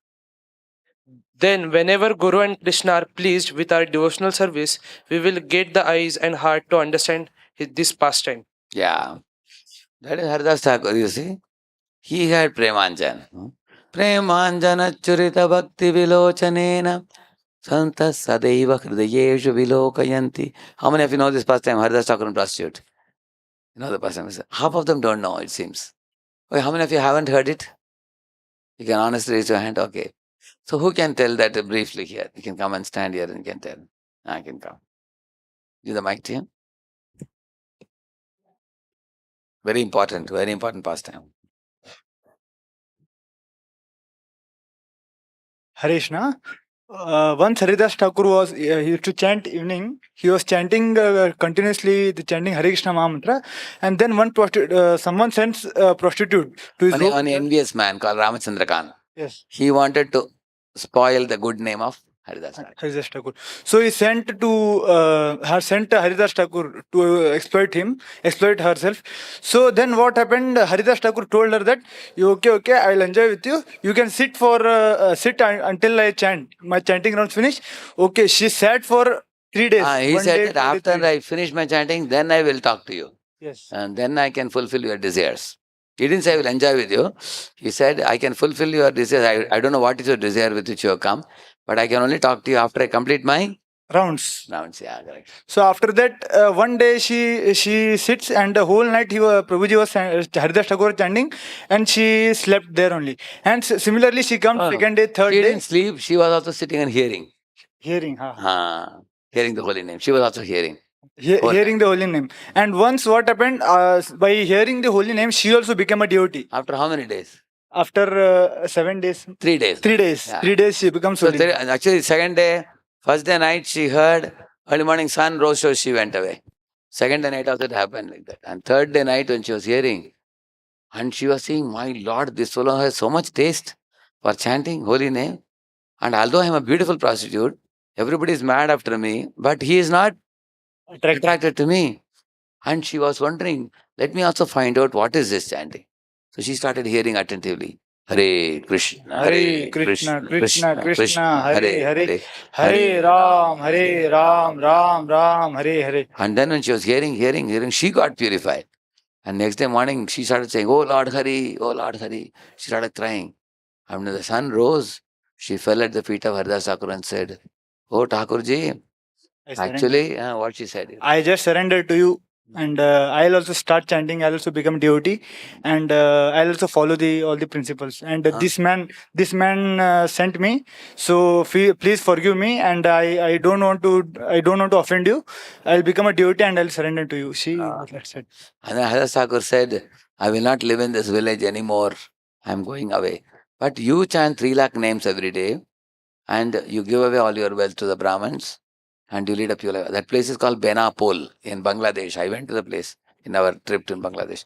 So, and this Benapol, in that village, she became an acharya, guru of the whole village. Everybody saw she became a pure devotee. That beautifully. Give him an applause. So, this is different from our story of Vishwamitra. Vishwamitra was sitting, but he was impersonless at that time. Oh, he was doing. So, who came? Menaka came. And Menaka saw this fellow's eyes is closed. How to open his eyes? Like that she made sound with her ankle bell, Nupur. She made sound. As soon as he heard that, immediately you are curious. Imagine you are attending class here. There you see, you hear. Immediately everybody will. That they will, correct? Huh? There is curiosity. Huh? So he became curious. Who is that making sound? Immediately he saw the beautiful Menaka. And then everything was spoiled after that, finished. Huh? He lost his tapasya, he fell down and produced one Shakuntala. He lost Tapovalam, then he cried, Are what a fool I was. She told, get lost now. Huh? Again I go to forest again. This is a repeating story. Many times it has happened. But Haridas Thakur is a very special story because, and there is similarly, how many of you have seen Tukaram movie? You have seen full movie? Any of you have seen? Yeah, there is only 3-4 who have seen. You should see it.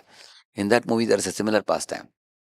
One beautiful prostitute was sent by Salamalo to come to Tukaram.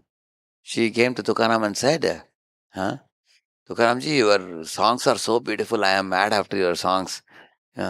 So she started singing one song, one Krishna song. She knew that he will be attracted to Krishna. So she sang one Krishna song, very sweet voice. And Tukaram heard it, and the tears in his eyes. He came close to her and said, "Oh, what a beautiful song you sang. When I look at you, you look like Rukmini. Huh? Rukmini calling Krishna, like that you are singing. Thank you for this song." And then she expressed her desire. If you like my song very much, can I marry you? Can we enjoy together? He said, "What are you talking? We are Haridasas. हम लोग इस तरह के लफड़े में पड़ते नहीं. Huh? We are not interested in these kind of things." And then he told her, "What are you talking? Your body is made of flesh and bones, stool and urine, bile and mucus, foul air is coming out of the body. This is the body you want to enjoy. My body is like that, your body is like that, everybody's body is like that. Human body is very rare. Chant the holy names. Huh? Jai Jai Rama Krishna Hare, Jai Jai Rama Krishna, Jai Jai Rama Krishna Hare, Jai Jai Rama Krishna Hare, Jai Jai Rama Krishna Hare. Panduranga Vittala Hari Narayana, Hare Narayana, Bhada Narayana, Vittala Vittala Vittala Vittala Vittala Vittala Vittala Vittala. So when he sang, this prostitute's heart melted. She fainted unconscious. She got up. She became a devotee after that. She also. Similar pastime, like Haridas Thakur. So, in this way, these are pure devotees. If pure devotees who get Premanjan, they become free from lust. Why not the Supreme Lord? See, these Goswamis have also written many literature based on Bhagavatam and other Puranas about the gopis and Krishna pastimes. They have written also. So, gopis unconditional love for Krishna is explained. We heard one pastime, we heard many. There are innumerable pastimes. See, Krishna and gopis grew together in the land of Vrindavan, and amongst all the gopis, the topmost of the gopis is Srimati Radharani, as I told you. So, the gopis, what is their mood? On the right bottom corner, you see, the gopis are carrying a pot of buttermilk, and Krishna is standing on the way. This is called Sankri Kor. That is the place. There are many beautiful pastimes that happen between Krishna and the gopis. So, Krishna and covered boys are stopping, and they are saying that, "Hey, gopis, you are going through the Nanda Baba's area. So you have to pay tax if you have to go through the Sankri Kor." They're asking, "What is the tax you have to pay?" So Krishna is telling Radharani, "See, your teeth are like a row of pearls. So for that you have to pay this much tax. Your eyes are like lotus petals. For that you have to pay this much tax. Your long, beautiful hair. For that you have to pay this much. And you're walking like a peacock, so you have to pay this much." Like that he is describing. And then after that, for all of that you all had to pay. And then he said, "So what is the tax you have to pay?" The only tax you have to pay is you have to give this buttermilk pots to us. We boys will finish everything. So they stole all the buttermilk from their heads. So Krishna and covered boys, everybody drank all the buttermilk and ate the butter and enjoyed. Gopis went with empty hands. Next day there is another place called Dangati. You will go in Vrindavan. There, when covered boys are going, thousands of gopis came from all directions.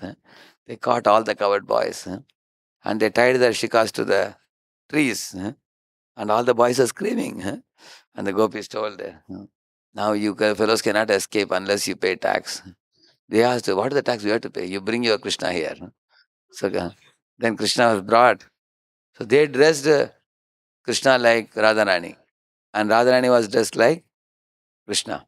So if you go to the temple, you will see somebody is wearing a Sham Varna person is wearing Radharani dress. And the golden colored person is wearing Krishna's dress. So who is the golden colored person? Radharani. She is wearing Krishna's dress and Krishna is wearing. So in this way, the gopis took revenge for their tax. But these are all very playfully performed in Vrindavan. Sometimes there is a competition between gopis and the gopas, sometimes playful. Like one time, um, Krishna went to the gopis and said, "Hey, gopis, I want, some dahi. If you can give me some dahi." They asked, "Why you want dahi? Morning you're asking for dahi." He said, "No, I have buried some pearls in the ground. So I am going to put dahi in the morning. And I'm going to put ghee in the afternoon. And I'll put buttermilk in the night. And when the pearl tree comes, lot of pearls will come." And the gopis laughed and laughed and laughed. I said, "Look at this fool. She's saying that the pearl's tree will come." Have you ever heard in any place, you bury a pearl in the ground, does pearl tree come? Huh? Pearls, where do they come from? Ocean, isn't it? So they said, "We don't want to waste our dahi giving you." Nobody gave. Then Krishna went and asked Yashoda, Maya, Maya, you give me. Krishna Maya thought, my child, just naughty child, okay, just for his pleasure, I'll give him. In Vrindavan, they have abundance of everything. So she gave, and Krishna put, and sure enough, the pearl tree started coming because Krishna is Supreme Personality of Godhead. He can do any magic. And so many pearls came, yellow, orange, red, blue, green, golden, all color, transparent, translucent. Big pearls came. And the gopis, when they were going to Yamuna, they were watching, even the monkeys are wearing pearl garlands. Cows were wearing pearl garlands. And they were amazed. Hey, how are these monkeys wearing pearl garlands, such costly garlands? And then they heard the news that Krishna actually made the pearl tree. Got it. And the gopis got an idea. We will also do that. And they all took out their pearl necklaces and buried in the ground. Started putting dahi in the morning, ghee in the afternoon, buttermilk in the night. And very nicely made a fence and everything so that nobody will steal it. But even after 1 month, 2 months, nothing came out. And all the mothers started asking the daughters, "Where is that pearl necklace I gave you? Where is it?" They said, "No, I have kept it in the cupboard." And all that they were telling lies. They were very worried. What will we answer the parents? So then Radharani and the gopis, they went to meet Krishna. Radharani was hiding behind the tree. She told the gopis to go ahead and ask Krishna, "Hey, you are giving pearl garland to monkeys and cows also. Can you give us all one at least? So that you can show to mothers that our pearl garlands are safe." Krishna said, "You gopis, you didn't give me buttermilk or milk or anything. You laughed at me. You will not get even one pearl also. Get out of here." So they all went away. Ran away, everybody. Then Krishna called all his friends and said, "Get a bullock cart." They got a bullock cart. And he told them to make beautiful boxes. He kept one beautiful pearl necklace, best pearl necklaces. And in each box, he wrote the name Radha, Dalita, Vishaka, Chitra, Tungavidya, Rangadevi, Sudevi, like that. He wrote the names. And then he kept it all in a bullock cart and told the covered boys, "Go and deliver it to the gopis." And when the bullock cart reached, gopis were wondering, what is this that has come? And when they came to know that this is a pearl necklace for them, everybody was searching for the name. Where is my box? They all took their boxes and then they opened it. They saw the necklace. They very happily wore it. And they all thanked Krishna. So this comes in the pastime called Mukta Charita by Raghunath Goswami. So in this way, there are many wonderful pastimes happen. One pastime that is very close to my heart is this one. One time, Nanda Baba, Yashoda, and Krishna and covered boys were invited to Barsana. And they all went to Radharani's home. There is a big feast there. A big feast was arranged. So Radharani especially had made one Manohar Laddu. Manohar Laddu is like somewhat like Rava Laddu. You know Rava Laddu? It has got elaichi. It's called fried cashew nuts. It is called kadisakar, also misri. It has got shakar, rava, ghee. Very delicious it is. If you eat one, you'll want to eat two more. So Radharani personally made it. And when everybody was served prasad, they were served with Manohar Laddu also. So Radharani was hiding in the kitchen behind the door. From the door gap, she was watching whether Krishna is liking the laddu, which I made. And Krishna is all knowing. He knows who is watching me from where. He knows, correct, no? So when he took the laddu and put a piece of it in the mouth, he just kept his face as if he has drunk Arendelle or something, castor oil or something. And Radharani became shocked. She called Lalita Vishaka and told them, hey, see, Kana is twisting his face like this. I think by mistake, instead of sugar, we have put salt. I think we made a mistake. Lalita Vishaka were suspicious. Hey, this Krishna is a trickster. You cannot trust him. Huh? Let us see what Madhumangal does. And Madhumangal told Krishna, Kana, if you have problem with eating laddu, give it to me. I will take care. Huh? From your plate, I can't. And Madhumangal was eating 1, 2, 3, 4 very happily, many. And the gopi showed to Radharani, see, look at this. Huh? So Radharani now understood, oh, this Krishna's trick. So in this way, sometimes Krishna would play tricks on the gopis. One day Krishna went and battered the door and told Radharani, hey Radhe, open the door. He said. Radharani asked, who's at my door? She asked. He said, I am Madhava who has come. She said, Madhava? Madhava means spring season. Has spring season come to my door? She asked. He said, no, I am the crusher of the serpents who has come. Open the door, he said. She asked, crusher of the serpent is Garuda. Are you Garuda who has come to my door? She asked. He said, no, I am not Garuda. I am master of Garuda who has come. No, he didn't say master of Garuda. He said, no, I am the wielder of the disc who has come. He said. She said, you are wielder of the disc. Are you a potter? She asked. Then he said, I am master of Garuda. He said. Then she said, okay. Then she opened the door. The idea is what? See, Krishna is genius, Radharani is super genius. So there are many playful pastimes like this. Sometimes Radharani would go into Man Leela. In Man Leela means angry mood. See, this angry mood should not be taken as real angry mood. This anger is a different type of anger it is. It's very amazing anger. Even in Ram Leela, we read one pastime, I'll tell you. When Hanuman gave that ring to Sita, correct, no? So Sita saw that her hands are trembling. She picked up the ring and touched it to her eyes and to the head. She said, Hanuman, this ring is very dear to me, she said.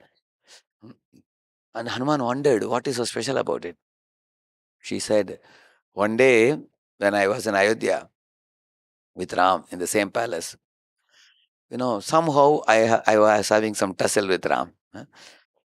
I was in angry mood. I turned my face away. I won't talk to Ram. Ram repeatedly came behind me to talk to me. I would just reject him. I would not talk to him. Then what Ram did, he removed his ring, which is engraved with the name Rama.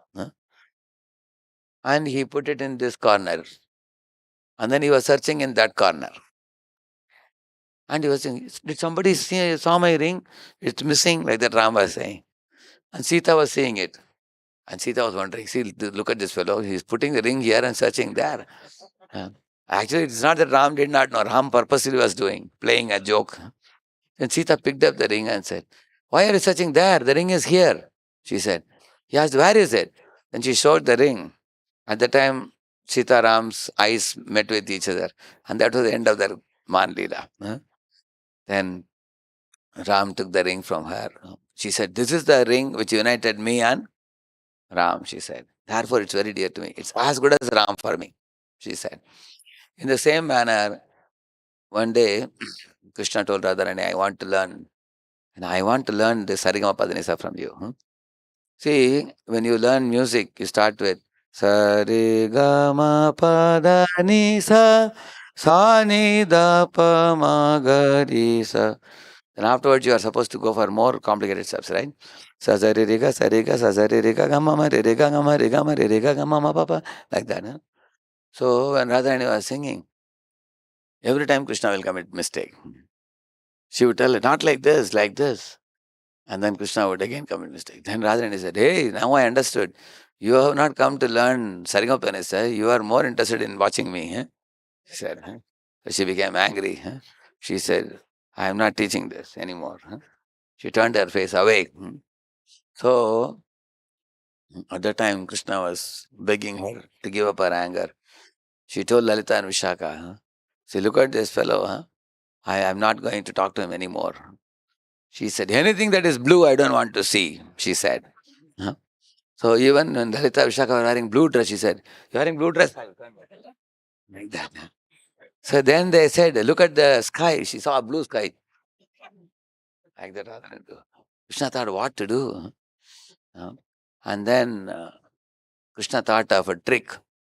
So he went down that mountain in Man Mandir in Vrindavan. Then he climbed up the opposite mountain, where he went and he took a lot of peacock feathers and he dressed himself like a peacock, like a moor, very beautifully like this.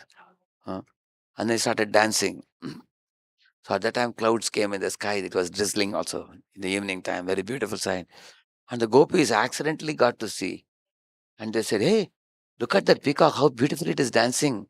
I think it's going to rain now, therefore it is dancing." They thought it's a peacock first. And then another gopi said, "That's not a peacock, that is Shamsundar peacock."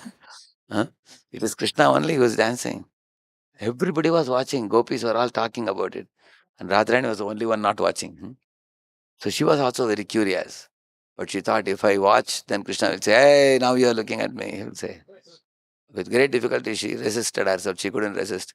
Finally, when she watched, she was so attracted. Then she called all the gopis, "Come, let's go." So they all got down the mountain, climbed up the mountain. And then all the gopis decorated Radharani also like another peacock. So they both performed a peacock dance together. That's called Morkuti. That's a place. Many, many pastimes took place like this. Read that. Experiencing separation from Sri Krishna and longing to meet him is the ultimate perfection of a devotee's life. Yeah, the gopis will be singing the Gopi Gitam song when Krishna suddenly left the Rasa dance. Now, always, I will be singing a few paras from that song. I'll sing. Very beautiful Gopi Gitam song. So Chaitanya Mahaprabhu adopted that type of feelings of separation. Amongst all the gopis, Radharani is the best, I told you. Read it. Radha is the most benevolent, tender-hearted, feminine counterpart of Sri Krishna and non-different from him. She is so great that if anyone renders even a meager, Meager. meager service to Lord Krishna, she considers that person a greater devotee than herself, although no one can excel her in serving Krishna. Yeah. Radharani is such a great devotee. One time Durvasa Muni came to Vrindavan. When all the gopis saw him from a distance, they immediately ran away. "Hey, Radha, dangerous fellow," ran away. All the gopis ran away except Radharani. Because she has one name called Vriddha Sevika. She is very fond of serving old people, old saints and old mothers, old grandfathers. She is very fond of serving, especially those who are exalted people. So she stayed, and Durvasa Muni said, "I'm very hungry, can you cook for me?" So Radharani cooked very nice prasad and gave. When Durvasa Muni ate it, he was completely satisfied. He said, "Radha, I bless you. Anything you cook will taste like nectar. And anyone who eats what you cook, they will never fall sick." So two benedictions he gave. So that is Radharani. She has many, many qualities. But in her devotion to Krishna, nobody can excel her. Read it. Definition of spontaneous devotion in practice. R- Raganuga. Raga? Raganuga. Raganuga sadhana bhakti is an advanced practice intended to cultivate the service mood of an eternally perfect resident of Vrindavana. Ragatmika bhakti. Raganuga. See this Raga in the Goloka, Radharani and their gopis, or Yashoda, Nanda, these are all liberated personalities. Their bhakti is called Ragatmika bhakti. But we can become Ragatmika followers, then we are called as Raga Anuga. Anuga means follower. So there is two levels, Vaidhi Bhakti, Raga Anuga Bhakti. They two are called Sadhana Bhakti. Vaidhi Sadhana Bhakti, Raga Anuga Sadhana Bhakti. And then Bhava Bhakti, Prema Bhakti. There are four levels. So right now where are we? Vaidhi Sadhana Bhakti. Then you can come to Raga Anuga Sadhana Bhakti. I'll tell you the difference between the two right now. See, how many of you have gone for typing class? You've gone? You've done typing? Yeah. So when I first went for typing, A, S, D, F, G, F, semicolon, L, K, J, H, J, like they used to type. Sometimes finger will go between the two keys when they're practicing in the beginning. So it was difficult in the beginning. But eventually, I would see and type, see and type. Whenever I would see here, my teacher would tell me, don't see here, see here. You should see that and type. Then after 3 months, 4 months, our speed came up. Then they said lower speed means 35 words per minute. Huh? Then I started typing lower key, upper key and everything. Then we went to higher. In higher, it is 70 words per minute. Huh? When I came to higher, I can even close my eyes and type also. Then I came to high speed. It was 120 words per minute. It's like a rain shower, like that. But you can type it very, very fast. And how that practice, how do it comes if you see by practice? Huh? Keep on practicing, practicing, practicing. Come to the very high speed, you can come. So lower, higher, high speed. So now initial, if you don't know typing, many people type with one finger. You have seen that? Huh? They do like that. But if you have practiced with all the fingers, you can type very nicely. So Vaidhi means you are just beginning the practice. But Raganuga means your bhakti has become spontaneous, very natural. Like right now in the morning, Mangalarti, someday you enjoy. Oh, I like dancing and singing in the morning in front of the deities. I like chanting with devotees. I like class. Today we had a nice class. But some days it's little boredom or burdensome. That is because our mind is not yet pure. Correct now. Guru has told me they take attendance also, so we come. Correct now. That is why the bhakti is like that. But Raghunaga bhakti means you will jump from your bed, singing Krishna's names. You will take a bath very happily. You will come. You will dance your way to the temple. But Raganuga is not just enthusiasm, because Raganuga starts only minimum is one should have crossed Nishta stage. One has to have come to Ruchi Asakti stage, fifth or sixth stage onwards only Raganuga starts generally. So, but what is the advantage of coming to Raganuga stage? Your bhakti will not be aupcharik. It will not be official. It will be from the heart. In Vaidhi Sadhana Bhakti, it may be a bit official. You may do it because I am supposed to go for the class. In the camp, I am supposed to attend. So people may attend. But in Raganuga, you will have enthusiasm, eagerness to do. Is it clear?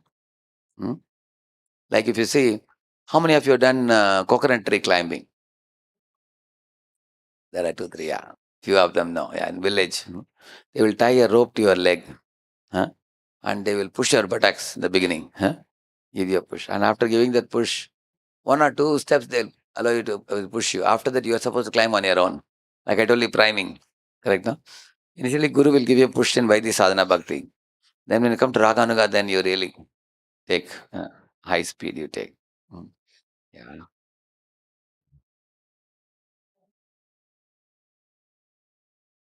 This is another pastime. These are Krishna and all the coward boys once wanted prasad in the forest. Yajnik Brahmana's wives, they are also pure devotees of Krishna. They are coming and serving prasad. You'll see they are all pure devotees of Krishna. For Krishna and coward boys.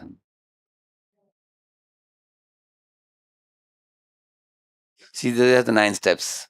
I told you. In December, we will be having a camp where we will cover these 9 steps. We'll explain elaborately. It's called a Nishta camp. We'll have. After Utkarsh, we have Nishta camp. There you will hear about each of the steps very elaborately. Yeah. So, when right now, as I told you, we are trying to do Sadhu Sangha and Bhajana Kriya level, and then we will grow further.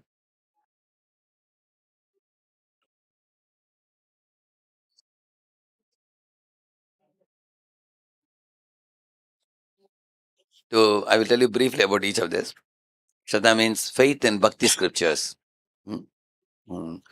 You are attracted to Bhakti path. Otherwise, you won't be here now. There is Jnani path, Yogi path. People are doing Raja Yoga, Kundalini Yoga, and all that. But you had a natural inclination for Bhakti. Therefore, you are here. Then Sadhu Sangha means you see the devotees going on Harinam in the street. Many people may call devotees mad or crazy, but you are fascinated. You want to go to this place where they are living. Who are these fellows? Why they wear this tilak? And what is their activity? What all they do? You become curious about their life. So when you come to the temple, see the devotees' lifestyle. They are purely practicing. They follow 4 regulative principles. They are very innocent. They simply want to serve Krishna and go back to God and serve the Lord. They know that is here. Then your faith becomes more stronger. And then you also take mala from them and you start chanting.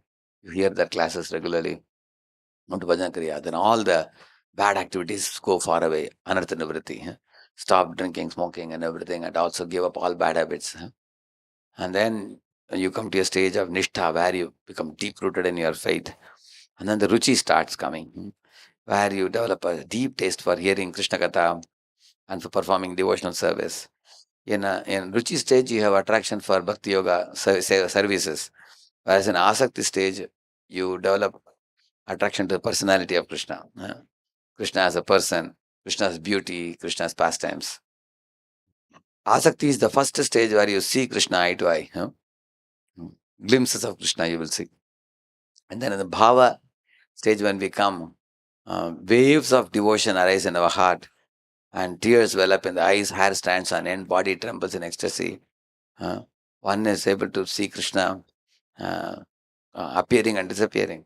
And prema is the culmination of this whole practice. Once the love of God arises in the heart, at that time Krishna comes to devotee in varieties of ways. Sausvarya, Saundarya, Saurabhya, Saukumarya, like that various things are explained in Sanskrit. You first hear Krishna's flute sound. You faint unconscious, you get up, and then Krishna's ankle bells of the feet sound you hear. Then you hear and Krishna shakes the hand of the covered boy like devotees, those who are in covered mood. And those who are in Vatsalya Bhava, Krishna wipes the tears of those devotees. Somebody is in Madhurya Rasa, then Krishna embraces those devotees. So that is called Saukumarya. And Saurabhya means Krishna's fragrance is so great. One experiences it. All those things are experienced in the last stage, prema stage. Then eye to eye darshan, and the devotee speaks to Krishna directly, just like we are seeing each other. Like that, one is able to meet the Lord personally. And Krishna will disclose the whole spiritual world to the devotee. He will introduce all the character to the devotee. At that time, you will get a Siddha Deha. Right now, what you have is called as Sadhana Deha. At that time, we will get Siddha Deha. When we get Siddha Deha, that will be a spiritual body. So, one pastime I'll tell you. Jiva Goswami had three students. One was Narottama Das Thakur, Srinivas Acharya, and Shamanand Pandit.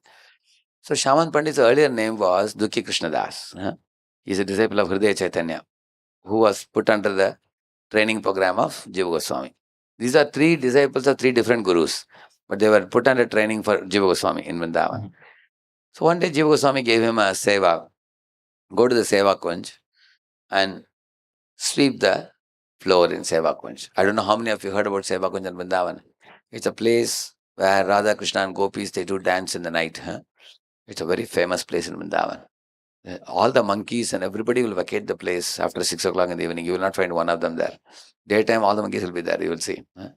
So, that place, service was given to him. So, he was sweeping. A lot of dust arises in Vrindavan. Still, he faithfully ended the service. Suddenly, he found one Nupur.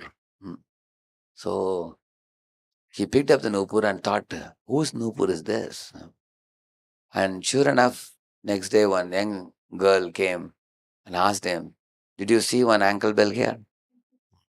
When he saw that young girl, it was actually Vishaka Saki, Radharani Saki.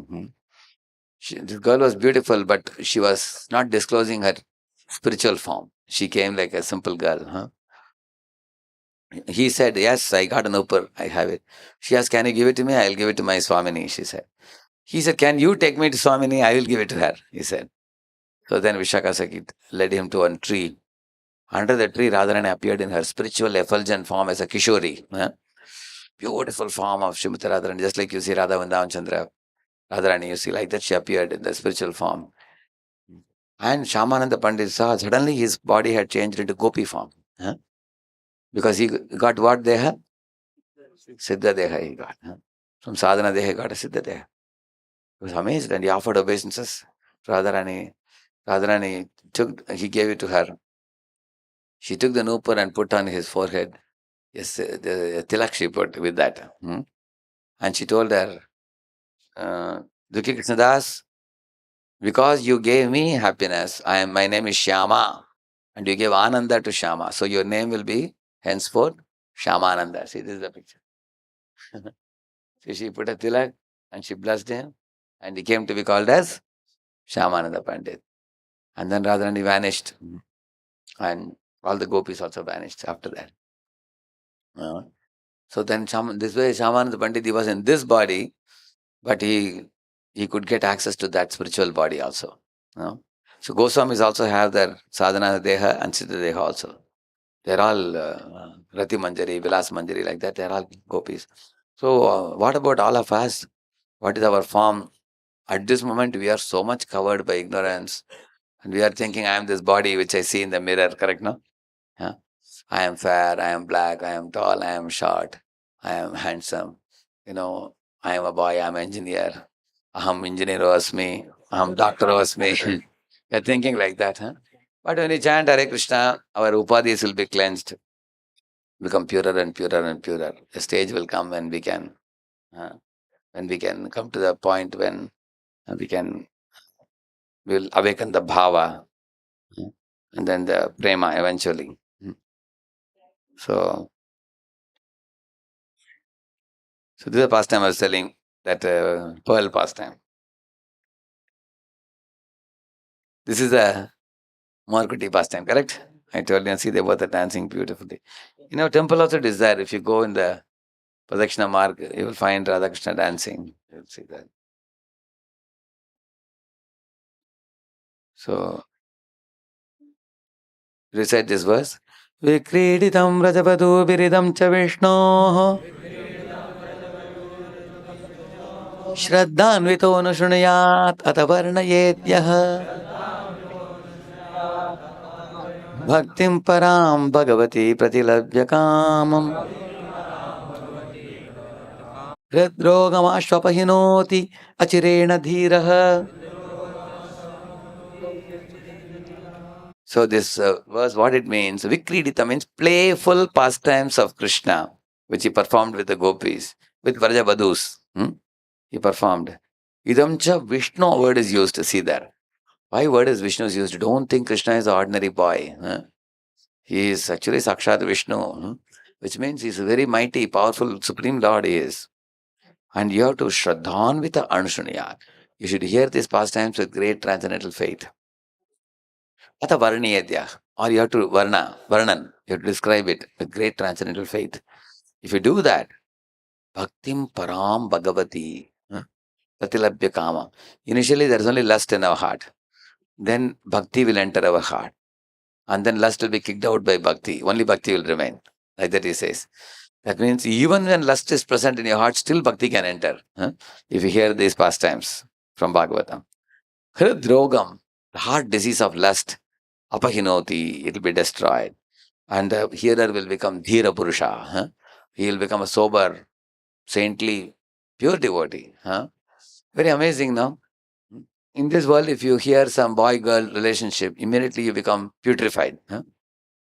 All dirty thoughts come in the mind, your senses are agitated. People sometimes watch certain videos and they even secrete semen. You will see that people become agitated in this world hearing lusty stories.